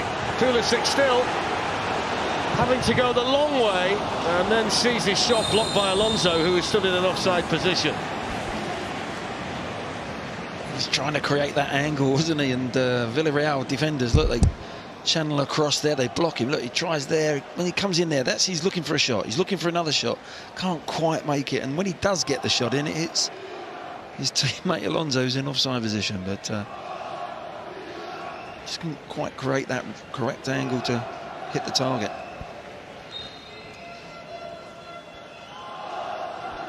It's hard to tell tonight because they don't give you this kind of information, but it's hard to tell whether a manager, with the situation that Thomas Tuchel's in, with players just coming back, whether they might actually benefit from the extra half an hour tonight. Well, yes. Ordinarily you'd say no, you wouldn't want that before the season starts, but in this situation it might not be that bad a thing for them. That's what we spoke about earlier. Yeah, but there's players there that have had to play the 90 plus. They're the ones that you're on alert. You can't change everyone, and that's the ones, you know, the likes of Rudiger at the moment and Chalabar and Alonso. They're at full throttle, and I'm not sure they're ready. Their fitness isn't ready to go that far, and that's why I suggest it's a pre-season scenario.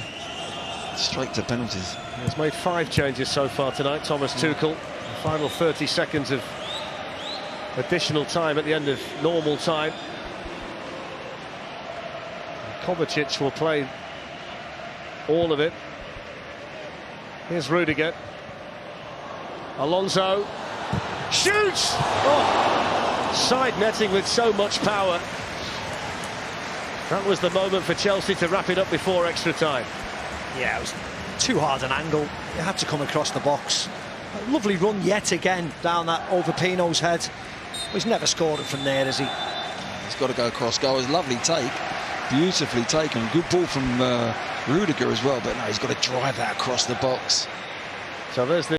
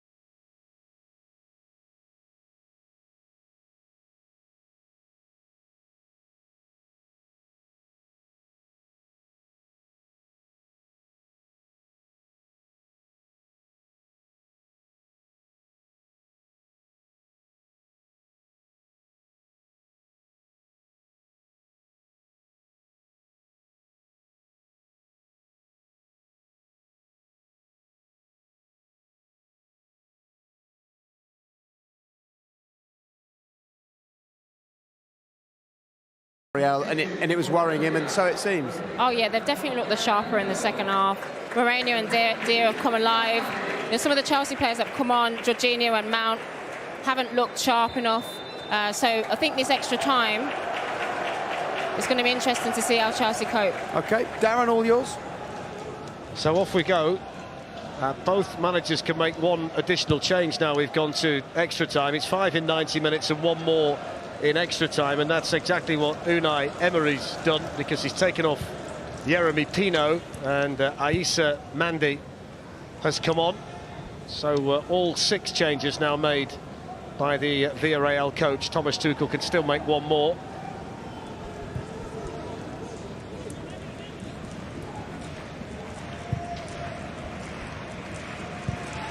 Albiol at 35 is going to play the lot. Kovacic, who's been on there from the start for Chelsea, wins it. Havertz was challenged firmly there by Mandy. Another foul. Here's Moreno. And now Pau Torres. So half an hour of extra time and then the possibility of a penalty shootout, which of course brings back great memories for anybody who supports Villarreal.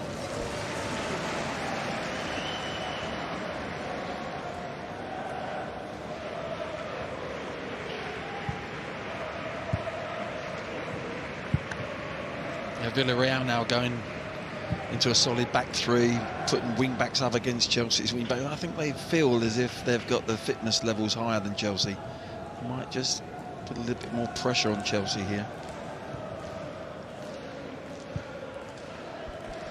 You mentioned the summer that Pau Torres has had, Steve, from the Euros to the Olympics, and he's going to play the lot tonight as well. They can't take him off now. He's going to play 120 minutes and be involved in the shootout if necessary. Raba with the shot from inside his own half, because he'd spotted Mendy way out of his goal. He was way out of his goal as well. Yeah, it was on, but the technique wasn't right, was it?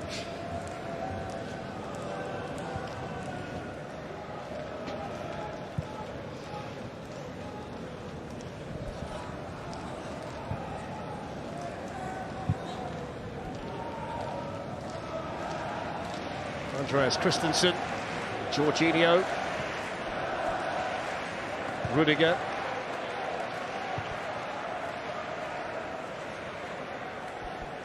Chalobah.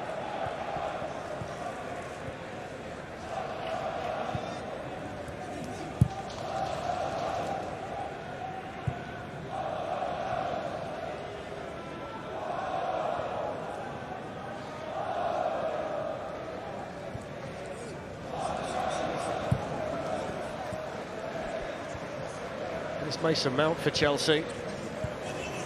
Azpilicueta. It's going to be the corner for Chelsea. Estupinian with the block.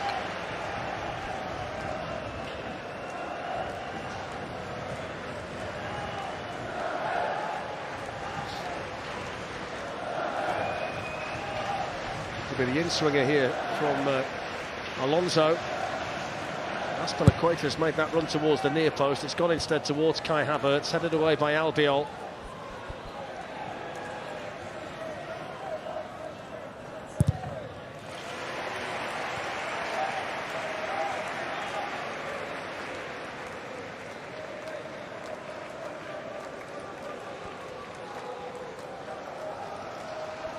He's fascinating to watch, isn't he, Unai Emery? I've been looking at him. He coaches from the first minute right throughout the game, telling his players where to pass it, where to move. He must be shattered. And he's not got a hair out of place, I've noticed. No.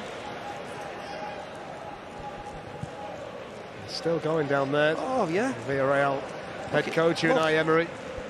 Cajoling, encouraging, pointing.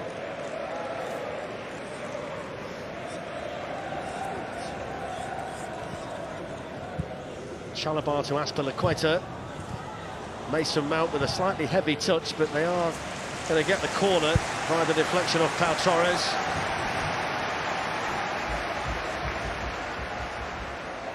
One of England's heroes from the summer, Mason Mount. He's another one that goes into that mix of who plays where. Lukaku on his way to Stamford Bridge. Rudiger up for the corner, taken by Alonso.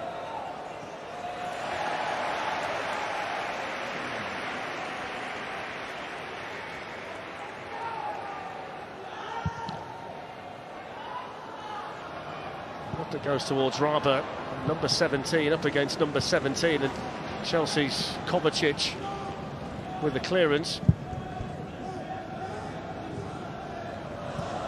become a war of attrition, this one, Glenn. Going to extra time, a lot of tired players out there. Yeah, as I say, Villarreal have changed to a back three, and I think they're fancying that they could take over possession of this game now. Chelsea look really tired, they do. And we've got players like Jorginho and Mount who were brought on, and probably Tuchel's thinking, well, 20 minutes would be perfect for those guys, but now they've got that extra 30 minutes. That might be a little bit too much for them and for their fitness and where they're at. So you just feel that Villarreal are really ahead of this game at the moment. He's got some good players left for the final change. Thiago Silva, Tammy Abraham, Ruben Loftus-Cheek, Ben Chilwell, Reece James and Emerson, plus the goalkeeper Kepa Arrizabalaga. Yeah, there's only one person warming up with any real vigour, and it is Emerson, actually.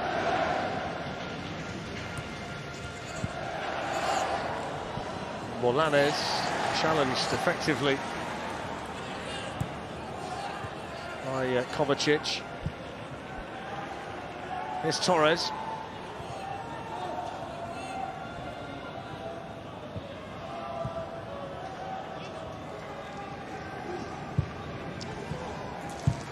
Chalobah there for Chelsea, picked up now by the goal scorer Moreno. Hadn't scored more than 20 goals in a season until he got 30 last season, Gerard Moreno. They're just getting some time on the ball, Villarreal. Chelsea having to work hard really defensively, that's okay. Pre-season time, you have to get the yards under your belt, but I think as a game, Villarreal are just taking control of this. They really are. They've got time on the ball, they can play with their head up, where first half particularly they had no chance of doing that. Here's Estepinian. And that's straightforward for Mendy.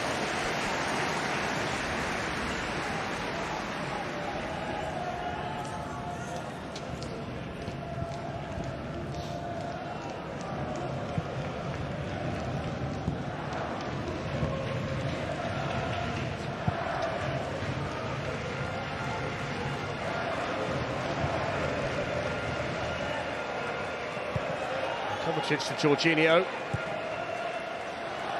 Christian Pulisic on the run through the middle, and that was a really good starting position by the Villarreal goalkeeper Sergio Asenjo.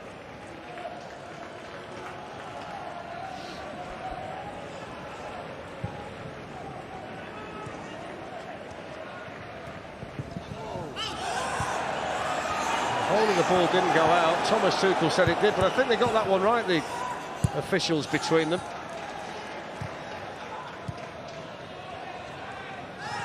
That's a foul on Pulisic.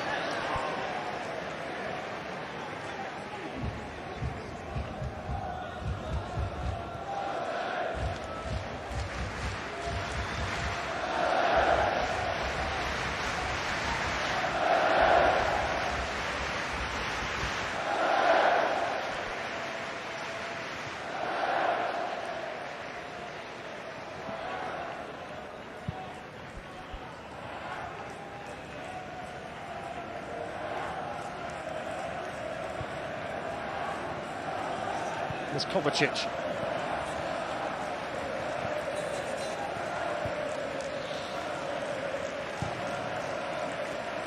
Rudiger on to Chalobah. Here's Azpilicueta. On to Mason Mount, who's able to hook it back into Havertz.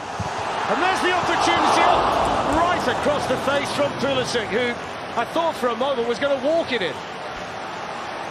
It was a brilliant play, actually, from Mount. It's a fabulous run. Look at this, a little blindside run in behind, hooks it over his shoulder, and Havertz, who looks a little bit tired, can't get it down. His touch isn't right there, but it falls to Pulisic and can't get it out of his feet. Look, he just doesn't get the little curl on it. Normally, you get a little bit the outside of the foot and it curls back into that corner, and look, he's exasperated. He knows that was a hell of a chance. A good run from Mount to create it all.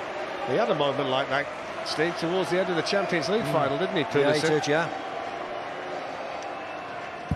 His first touch just couldn't get out of his feet, unfortunately. It happened very quickly for him. Here's Kovacic.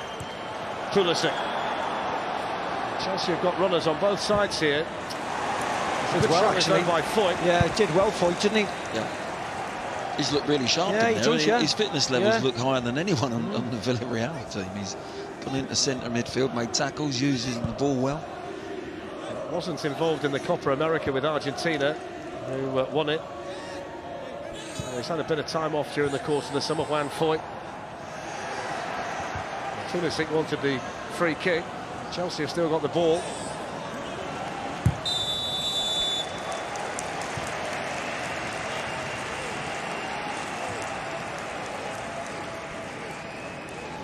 Reece James and Tammy Abraham have gone out to join Emerson now, so yeah, it'll be interesting to see who comes on. Kovacic looks as if he's out on his feet. It will be interesting who that last substitution is.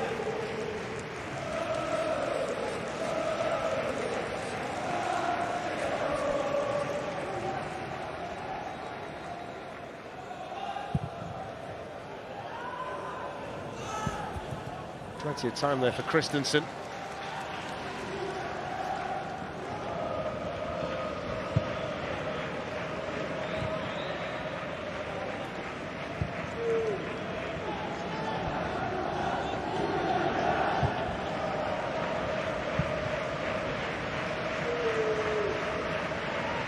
There's Jorginho.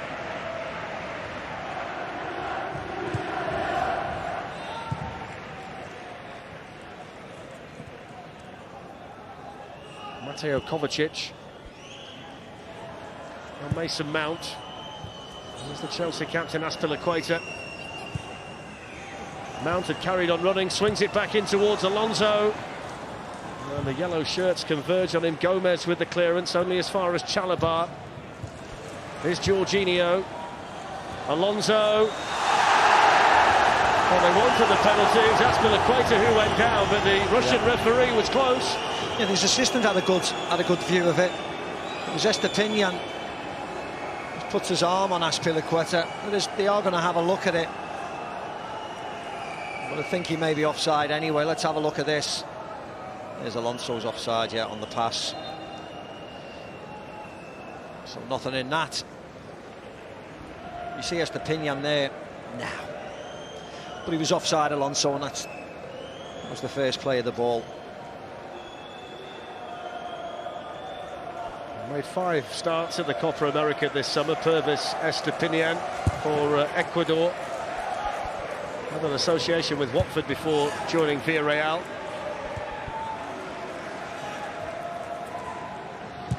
Albiol forward. Mario Gaspar on the chase and Edouard Mendy there for Chelsea.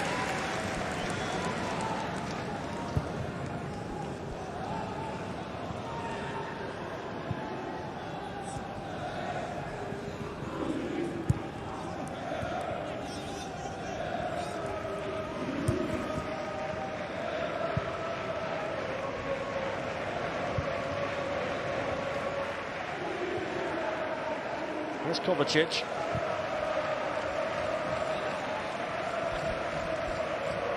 Jorginho was hoping for a different run there from Pulisic. Went back to Christensen and then on to Chalobah. Here's Azpilicueta. Swept in by Jorginho. Kai Havertz was the nearest Chelsea player to that one. There's a nice idea actually from Jorginho to just curl it in there blindly first time, and blue shirts running in there, but just couldn't find that delivery. But Chelsea now just getting some possession, asserting themselves in the game.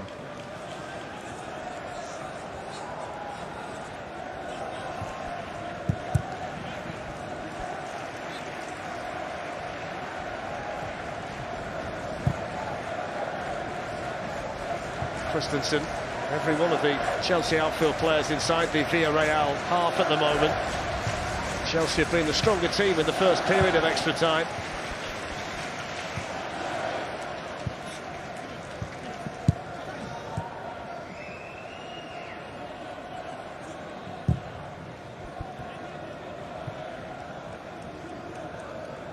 Kovacic to Jorginho. Chalobah. Mount. Estepinian was quickly over there to snuff out the danger. Rudiger seems like he's got plenty of gas in the tank still, Steve. There's his own little duel with Rabba there. So half-time in extra time, and no addition to the goal-scoring chart so far. So 15 minutes to go in extra time, and the second period coming up. Still Chelsea 1, Villarreal 1.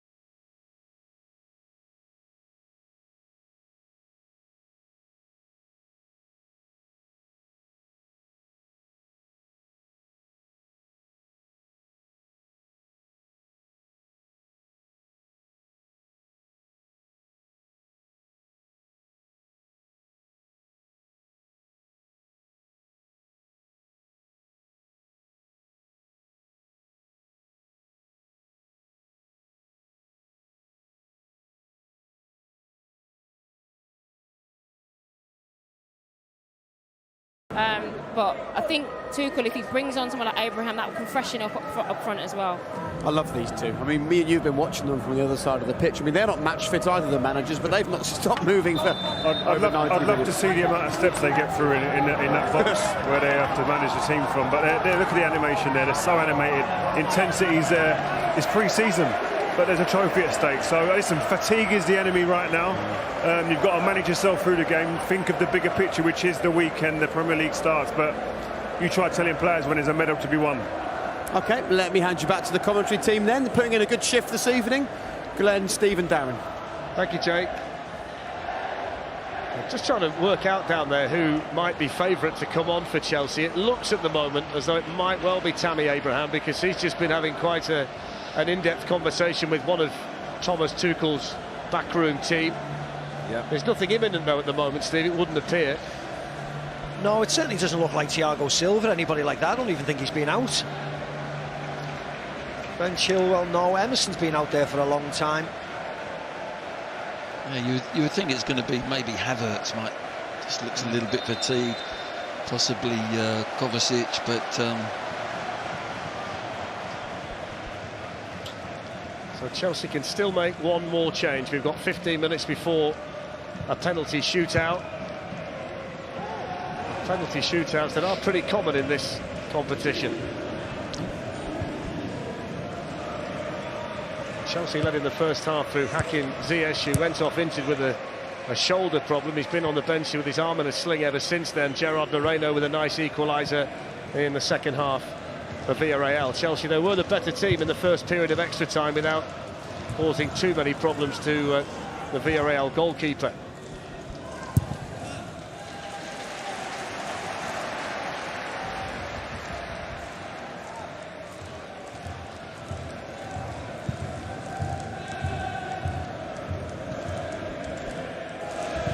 Jorginho, Azpilicueta, Mason Mount. Pulisic, who had a good chance in the first period of extra time. Havertz in there again.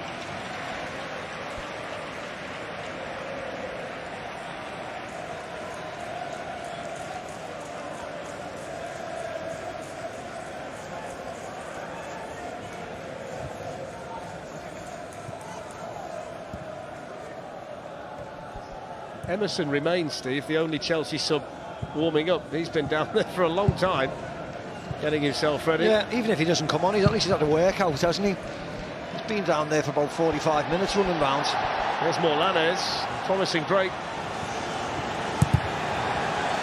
for Villarreal. The referee overruled the assistant there, who got his flag up. The referee allowed the game to carry on. It was a strange one, that, wasn't it?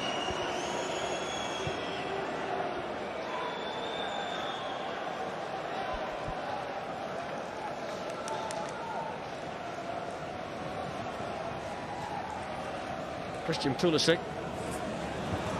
Mason Mount, the intended target. Pau Torres did enough. Mason Mount with the shot, which took a deflection on the way through. It might well have been a fingertip of the goalkeeper. It's a Chelsea corner. It was almost a Chelsea goal. Yeah, it was a goalkeeper save, I think, by Asenjo. Yeah, there you go. It was a good save as well. Catches hold of it, actually, Mason Mount. It was difficult for him. Off the end of his toe. And Asenjo made a good save. He's actually made some great runs, hasn't he, since he's come on there. He's got, looks like he's really sharp and keeps running in behind defenders. He scored 9 times last season, Mason Mount. Alonso sent in the corner. Coming onto it there was Mason Mount. I think it was Raba who was the Villarreal player who had just managed to get a partial block on it.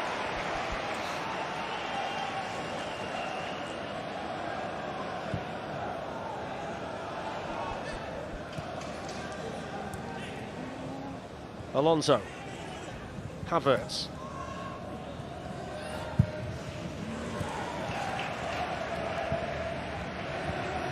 There's Chalobah. Aspilicueta.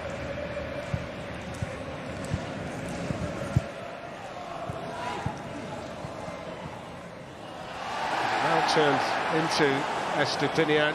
No foul.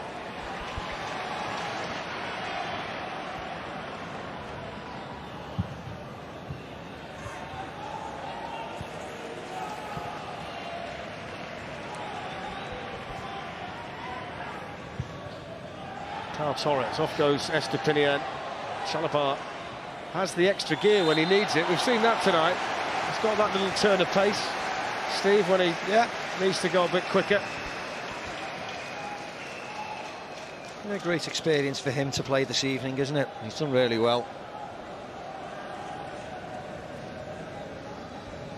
The Emerson warm-up, by the way, for anybody who's following it, has fizzled out to standing to the side of the bench and watching the match. Yeah, actually, I think he's had enough now, hasn't he? He hasn't moved for 5 minutes.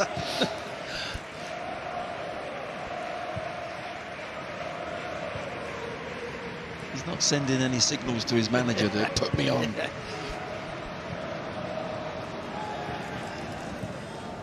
Maidi tidying things up at the back for Villarreal. Last touch there off Havertz.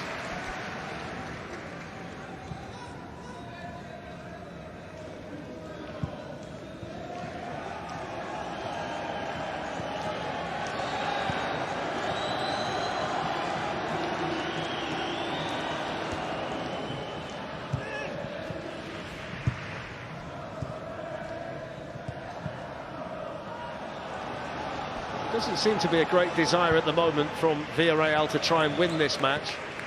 No. Quite happy just to sit back in their own half and let Chelsea have the ball. There's Kovacic. Foyt in there with a challenge. He's still full of running in midfield.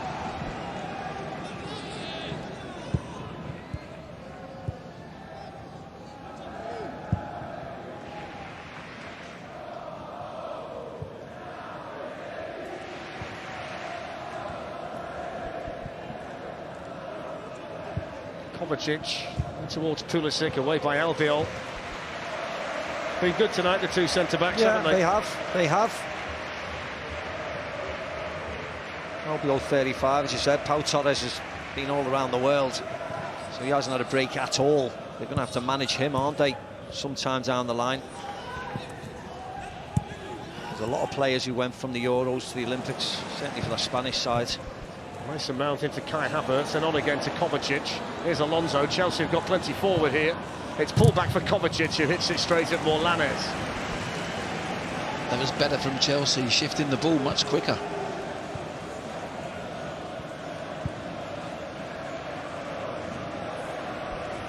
That's the one thing that doesn't get tired, isn't it? The football.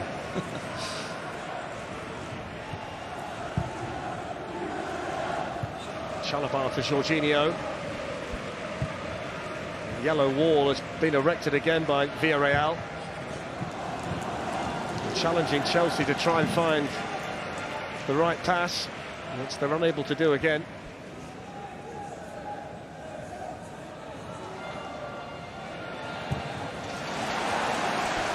Great endeavour shown there by Mason Mount for Chelsea.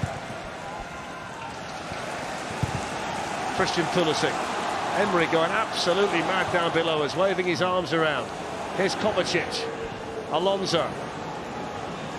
4 in the box here, And in the end, Alonso elected to try the shot with the right foot and hit it well wide.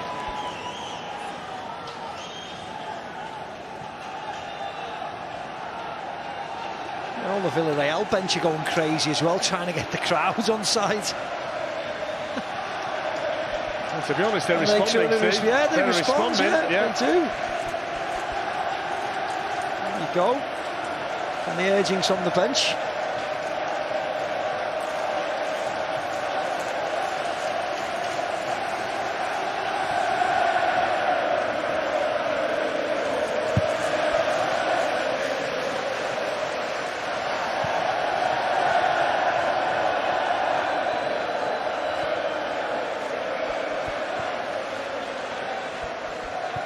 Less than 7 minutes of extra time to go. The penalty shootout is going to be in the mind of Thomas Tuchel, in the mind of Unai Emery. There's Trevor Chalobah.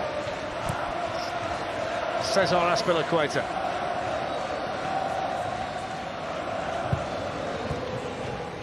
Jorginho.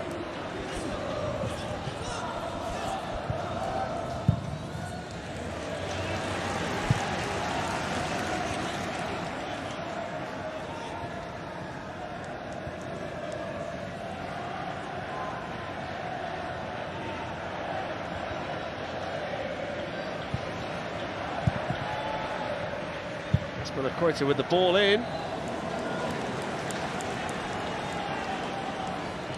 As an example, there was just nothing in the legs of Havertz there to try and get across the front post. It's a decent ball in as well, but he looks shattered at the moment, Havertz. You just worry there. You might pull something when you're that fatigued. He's got a strong ball here, he jumps and heads it, but it's the worrying time now in that sort of red zone. There's a few players out there at the moment, Glenn, whose minds are still sharp, but the bodies can't go with them at this stage. Mount was caught. Free kick to Chelsea.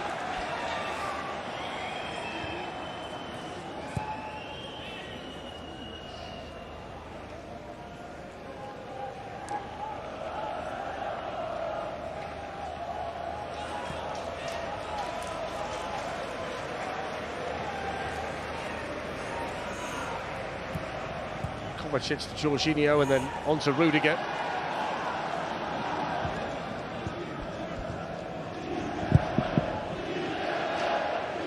It's the Villarreal supporters you can hear, but it's Chelsea who are dominating the ball.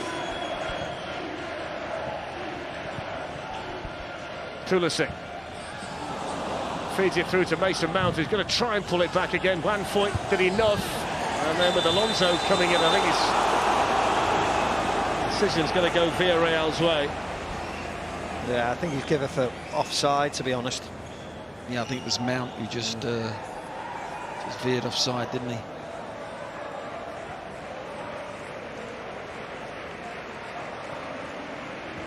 Kepa's just gone down the tunnel. Whether we should read anything into that, I don't know. Yeah, he's gone down with the goalkeeping coach, isn't it? He's gone down as well. Is it Hilario, the ex-goalkeeper for Chelsea? He's gone down as well. They've also been and fetched the board, the digital board as well, Chelsea. So yeah, there might be something in that.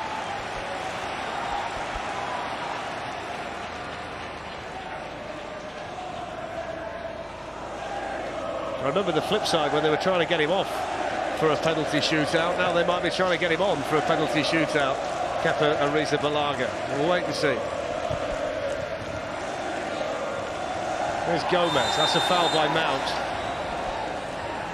Well, he's back now, Kepa. So all will be revealed. Yeah, I don't think he's coming on, is he? Let's have a look.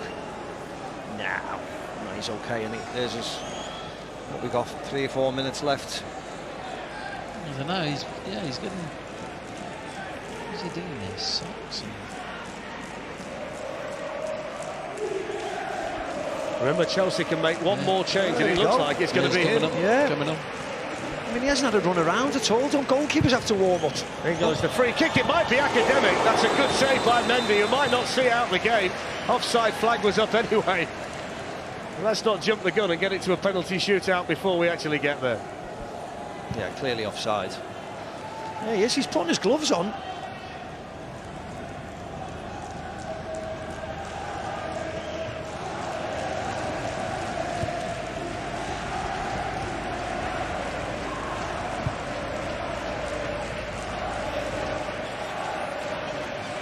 There's Chalobah, Aspilicueta, 2.5 minutes of extra time to go. Penalties looming in Belfast.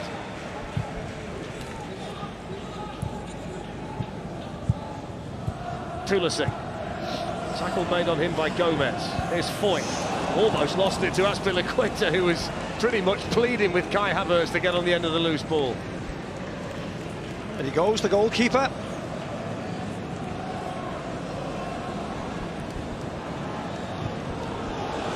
Pulisic. Can Chelsea win it before we get to spot kicks? They're going to have a free kick. They're just about in a shooting position, you'd say, Glenn. It'll take something special, but it's just about in range.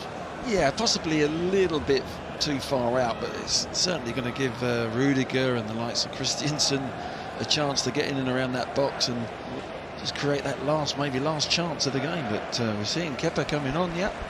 There's the change then. Mendy off. Yeah. Kepa Arrizabalaga on.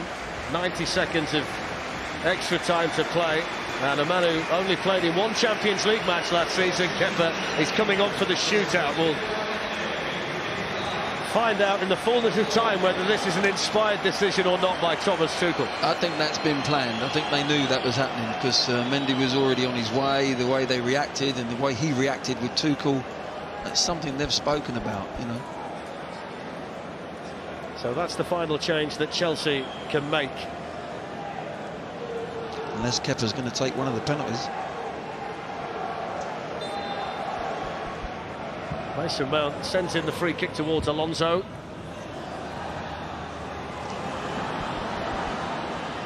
They might have a bit of work to do in an orthodox manner, Kepa. That's good play by Kovacic, who's still got enough in the tank to get there for Chelsea. No, it wasn't a great ball to Mr. Pinion, was it? Kovacic did really well. Aspilicueta, last chance for Chelsea, you feel. Kai Havertz. Aspilicueta. Pulisic in the middle. Foul. And that's a foul. And that is going to take us to penalties.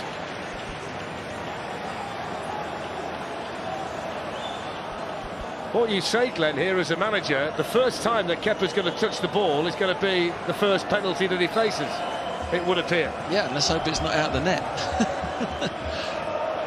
But that was definitely planned, and whether it's because he's fresh, he's going to be on his toes, I don't know, but I didn't see him have any warm-up, did you? I remember it working for Louis van Gaal and the Dutch team, Tim Krul.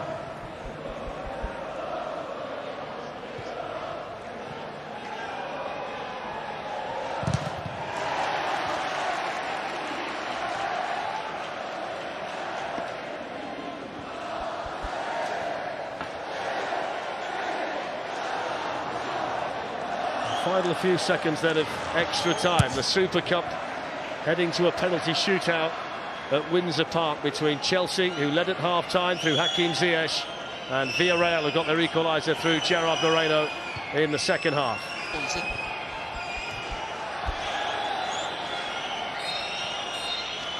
So that's it. The end of extra time, and all eyes on him. Kepa Arrizabalaga. He's been sent on by Thomas Tuchel for the shootout. He hasn't touched the ball yet. It's 1-1 after 120 minutes, Jake. Penalties to come. Come on for a penalty shootout. Well, here we go then. We're going the full distance here in Northern Ireland this evening here at Windsor Park in Belfast. We have a penalty shootout in the Super Cup, and a nice little added twist in the tail is the goalkeeper change right at the very end. It's an interesting look. We all sat here and we were scratching our heads, not really understanding what was happening, but we think the reaction of Mendy when he went off almost looked like this was something that was planned. Yeah, it did. I mean, normally you'd be thinking, wow, well, why am I coming off? I need to stay on, I need to play. I'm the #1 goalkeeper, but he seemed very accepting of this situation. Maybe it was spoken about beforehand.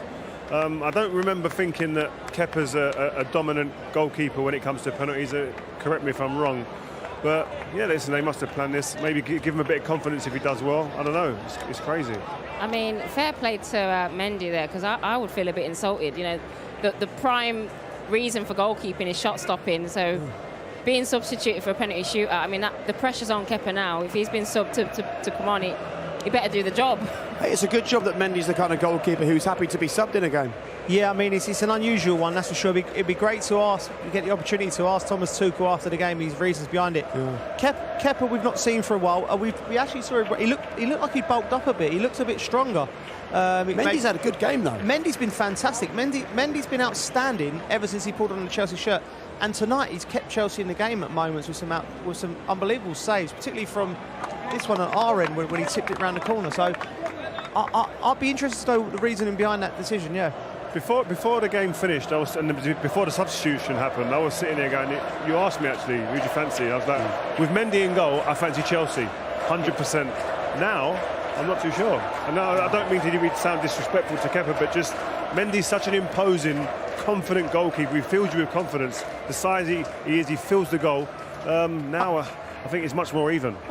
Sorry, go. I'm sat here wondering that they must know something we don't, about. Well, we're going to find out, I guess, in a couple of minutes, aren't we? But I mean, his record from penalties in normal game situation is 1 save from 6. I mean, it's not like it's a Tim Krul situation where he's like a penalty saving expert. It's not outstanding, and you may have made that change as a manager. If, say, for instance, your goalkeeper would have made a huge blunder that took you into penalties, and you're thinking, well, his confidence might be low, then maybe you can make it. But Mendy's had a very good game in his own right, so it must have been something that's been planned previously. He's still coaching them here. Look. Well, listen, still stitching in information. I think he's telling people how to take penalties in these situations. Yes, it's pressure. There's a trophy at the end of it. We saw and we know all too well in the summer what can happen in penalty situations. Pressure can get to people. It's okay taking them in training, and you look good in training. It's when you come out here in front of people where you've really got to find yourself. This will be a big moment, for Villarreal if they end up winning this. We spoke beforehand that this is such a great story for football. They don't run themselves on a shoestring, but they are limited budget-wise, and they could end up beating Manchester United in one final and Chelsea in the next one. Amazing, and they performed well this game. It's particularly in the second half. Moreno has been excellent up front. It's an opportunity for them to build on what they've already done, which is winning the Europa League. So, but penalties we know can go either way. I just hope they're at our end, please. Yes, this is our end. Let's go. In front of the Sevilla fans. We're going to get to see it properly, get close quarters. This is what I love. Right, well, they're getting ready for it. And despite the fact that he's not involved, Edouard Mendy is still out there, He's embracing Kepa, he's still doing his bit with the rest of the players. He's doing his bit to lift them and push them forward. So despite the fact that Edouard Mendy won't be in goal, he's still making sure that that his teammates are primed for this. And as you saw as well from Thomas Tuchel, as intense as ever, getting his players ready for this one. Right, so that's the man that's going to be in goal then. A man who famously, of course, refused to be substituted earlier in his Chelsea career. He's more than happy to come on tonight, though, to see if he can play his part. As they make their way down here, Rio's already stood up and got himself a prime position watching the penalty shootout. So let's see what's going to happen as we finally reach the end of what's been a really interesting Super Cup match here at Windsor Park. Darren, back to you. Thanks, Jake. I mean, obviously the focus is on this Chelsea change, but one man who's not involved in the penalty shootout tonight is Geronimo Rulli, who was the hero for Villarreal in the Europa League final, having scored a penalty and then saved David De Gea's kick. Tonight it's going to be Sergio Asenjo and Kepa Arrizabalaga. I'm just glad that Mendy was happy to go off at the end and we didn't have a Kepa situation like we had in the cup final. It's interesting this tonight though, Glenn, because you've got a Villarreal team who have got recent history of winning a penalty shootout, and then in the Chelsea ranks you've got players from both sides of that Euro 2020 shootout at Wembley.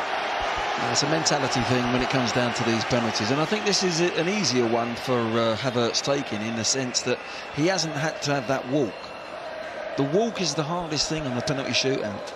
So the German coach sends the German player to take the first penalty in a shootout, which feels like sound logic to me. Havertz then first up for Chelsea, whose goal won the Champions League at the end of last season, and he sees it saved. And it's first blood to Villarreal, and Sergio Asenjo with the first big save of the shootout, and Havertz trudges back disappointedly to the centre circle. Yeah, simple enough, wasn't it? Wasn't well struck with his left peg. Asenjo goes left, saves it quite comfortably. I mean, the Villarreal bench went absolutely crazy when he saved that. I know it means a lot to win this trophy, but wow. So Havertz scored the goal in the Champions League final. Gerard Moreno is going to take the first penalty for Villarreal, scored their goal in open play against Manchester United at the back end of last season. He's scored already tonight, and he's going to be the first player to test Kepa Arrizabalaga. And this is going to be the first involvement of any description tonight for the Chelsea goalkeeper. Up steps Moreno, and in off the post. He had a stroke of luck, but Villarreal lead 1-0. Wait there, that's not a stroke of luck. That's just right in the back of the net. That's a good pen. There's It's a brilliant pen. No goalkeeper in the world is going to save that. At the end of the day, though, that's the key when you have shootouts. If your opponents miss, you've got to score the next one to put all the pressure then on the next player coming up, and that is Azpilicueta. So the Chelsea captain in off the post is no longer a stroke of luck.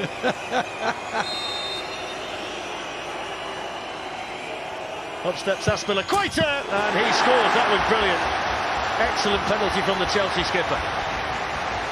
He guessed the right way though, Glenn, didn't he? I thought he was saving it.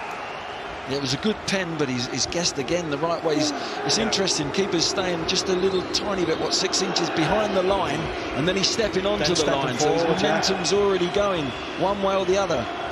But it was a good pen in the end. It's one of the Villarreal substitutes, Mandy, who's next.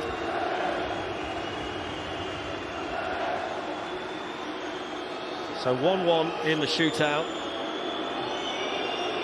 And this to keep Villarreal with the advantage. And Kepa responds. That's what he's there for.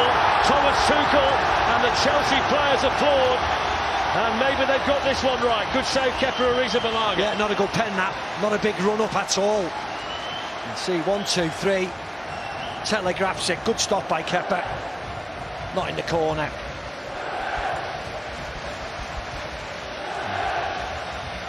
So Alonso next, Marcus Alonso. Both sides have scored one and missed one.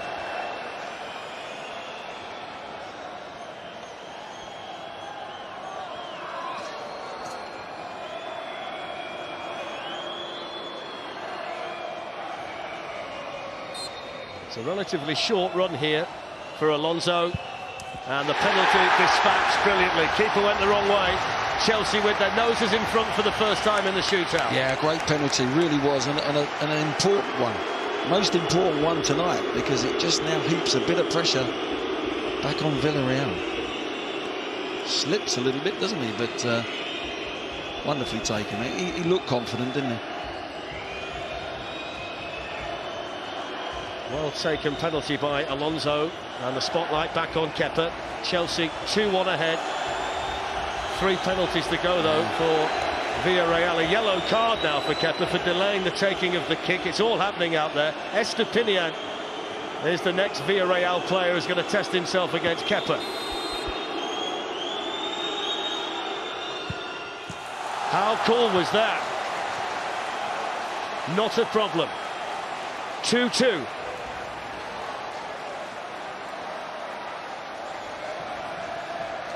Just waiting for Kepa to go, wasn't he? Very cool customer. Emery pensive. Mason Mount next up for Chelsea. So 2-2.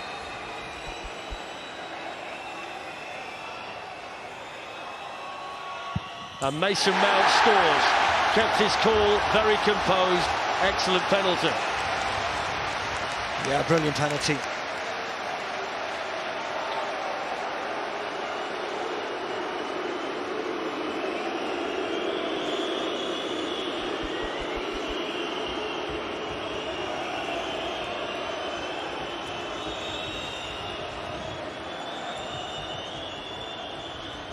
So Moy Gomez. Some of them can't watch.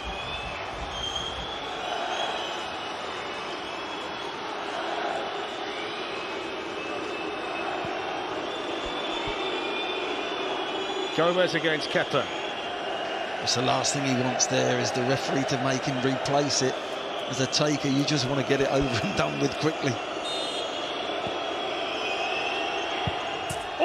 got there. Went the right way, guessed right, too much power on the penalty, and it's 3-3. Yeah, he needed to be accurate there.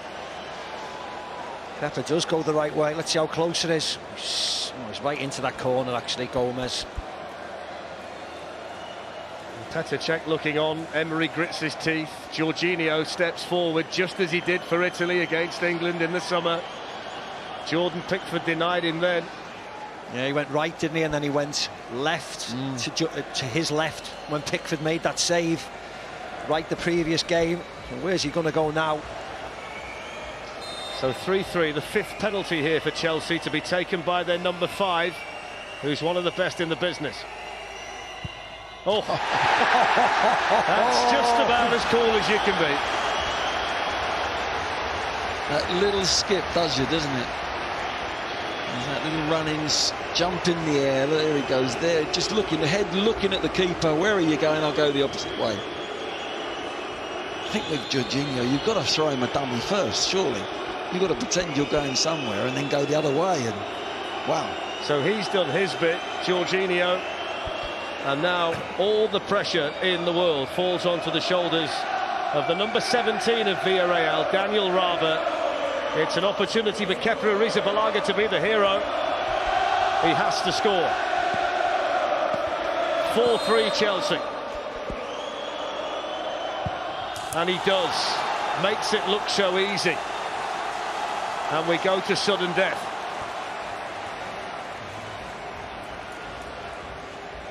That's a really good penalty in the sense that the pressure that he's on there, his body shape looks like he's going in the other corner, whips it across. Very good pen. So next up, Christian Pulisic. And now we really are down to the business end of all of this. Any kind of slip up by either side is likely to prove extremely costly. 4-4 after 5. Up steps Pulisic with a very short run up for Chelsea. Excellent penalty. Advantage Chelsea.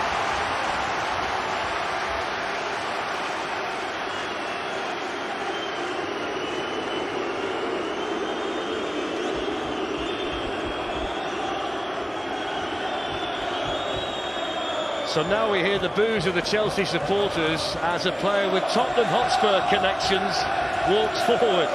The Argentine Van Foyt, who has to score. All the pressure at the moment is on the penalty taker of Villarreal. Foyt against Kepa. Scores. He went a bit early there, Kepa, didn't he? I think he was trying to psych him out a bit. He starts going already to his right before he's even there.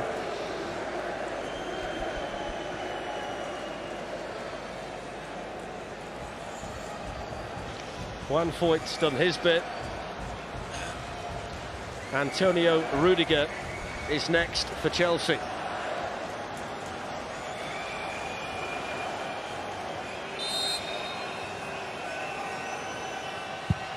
Excellent. Straight runs then. Straight run, straight to the back of the net. I've got to say, I was a bit nervous for him. It was a hell of a penalty, wasn't it? It was, wasn't he? Just half whipped it in. Whipped it in that bottom corner, look. Runs a little bit straight on it, but then... Oh, very nice. Good. Yeah, nice. They're all keeping their nerve at the moment. 6-5 Chelsea, and the most experienced player in the Villarreal squad is next up. The man who wears the captain's armband, Raul Albiol, a World Cup winner, a double European Championship winner, and he has to score.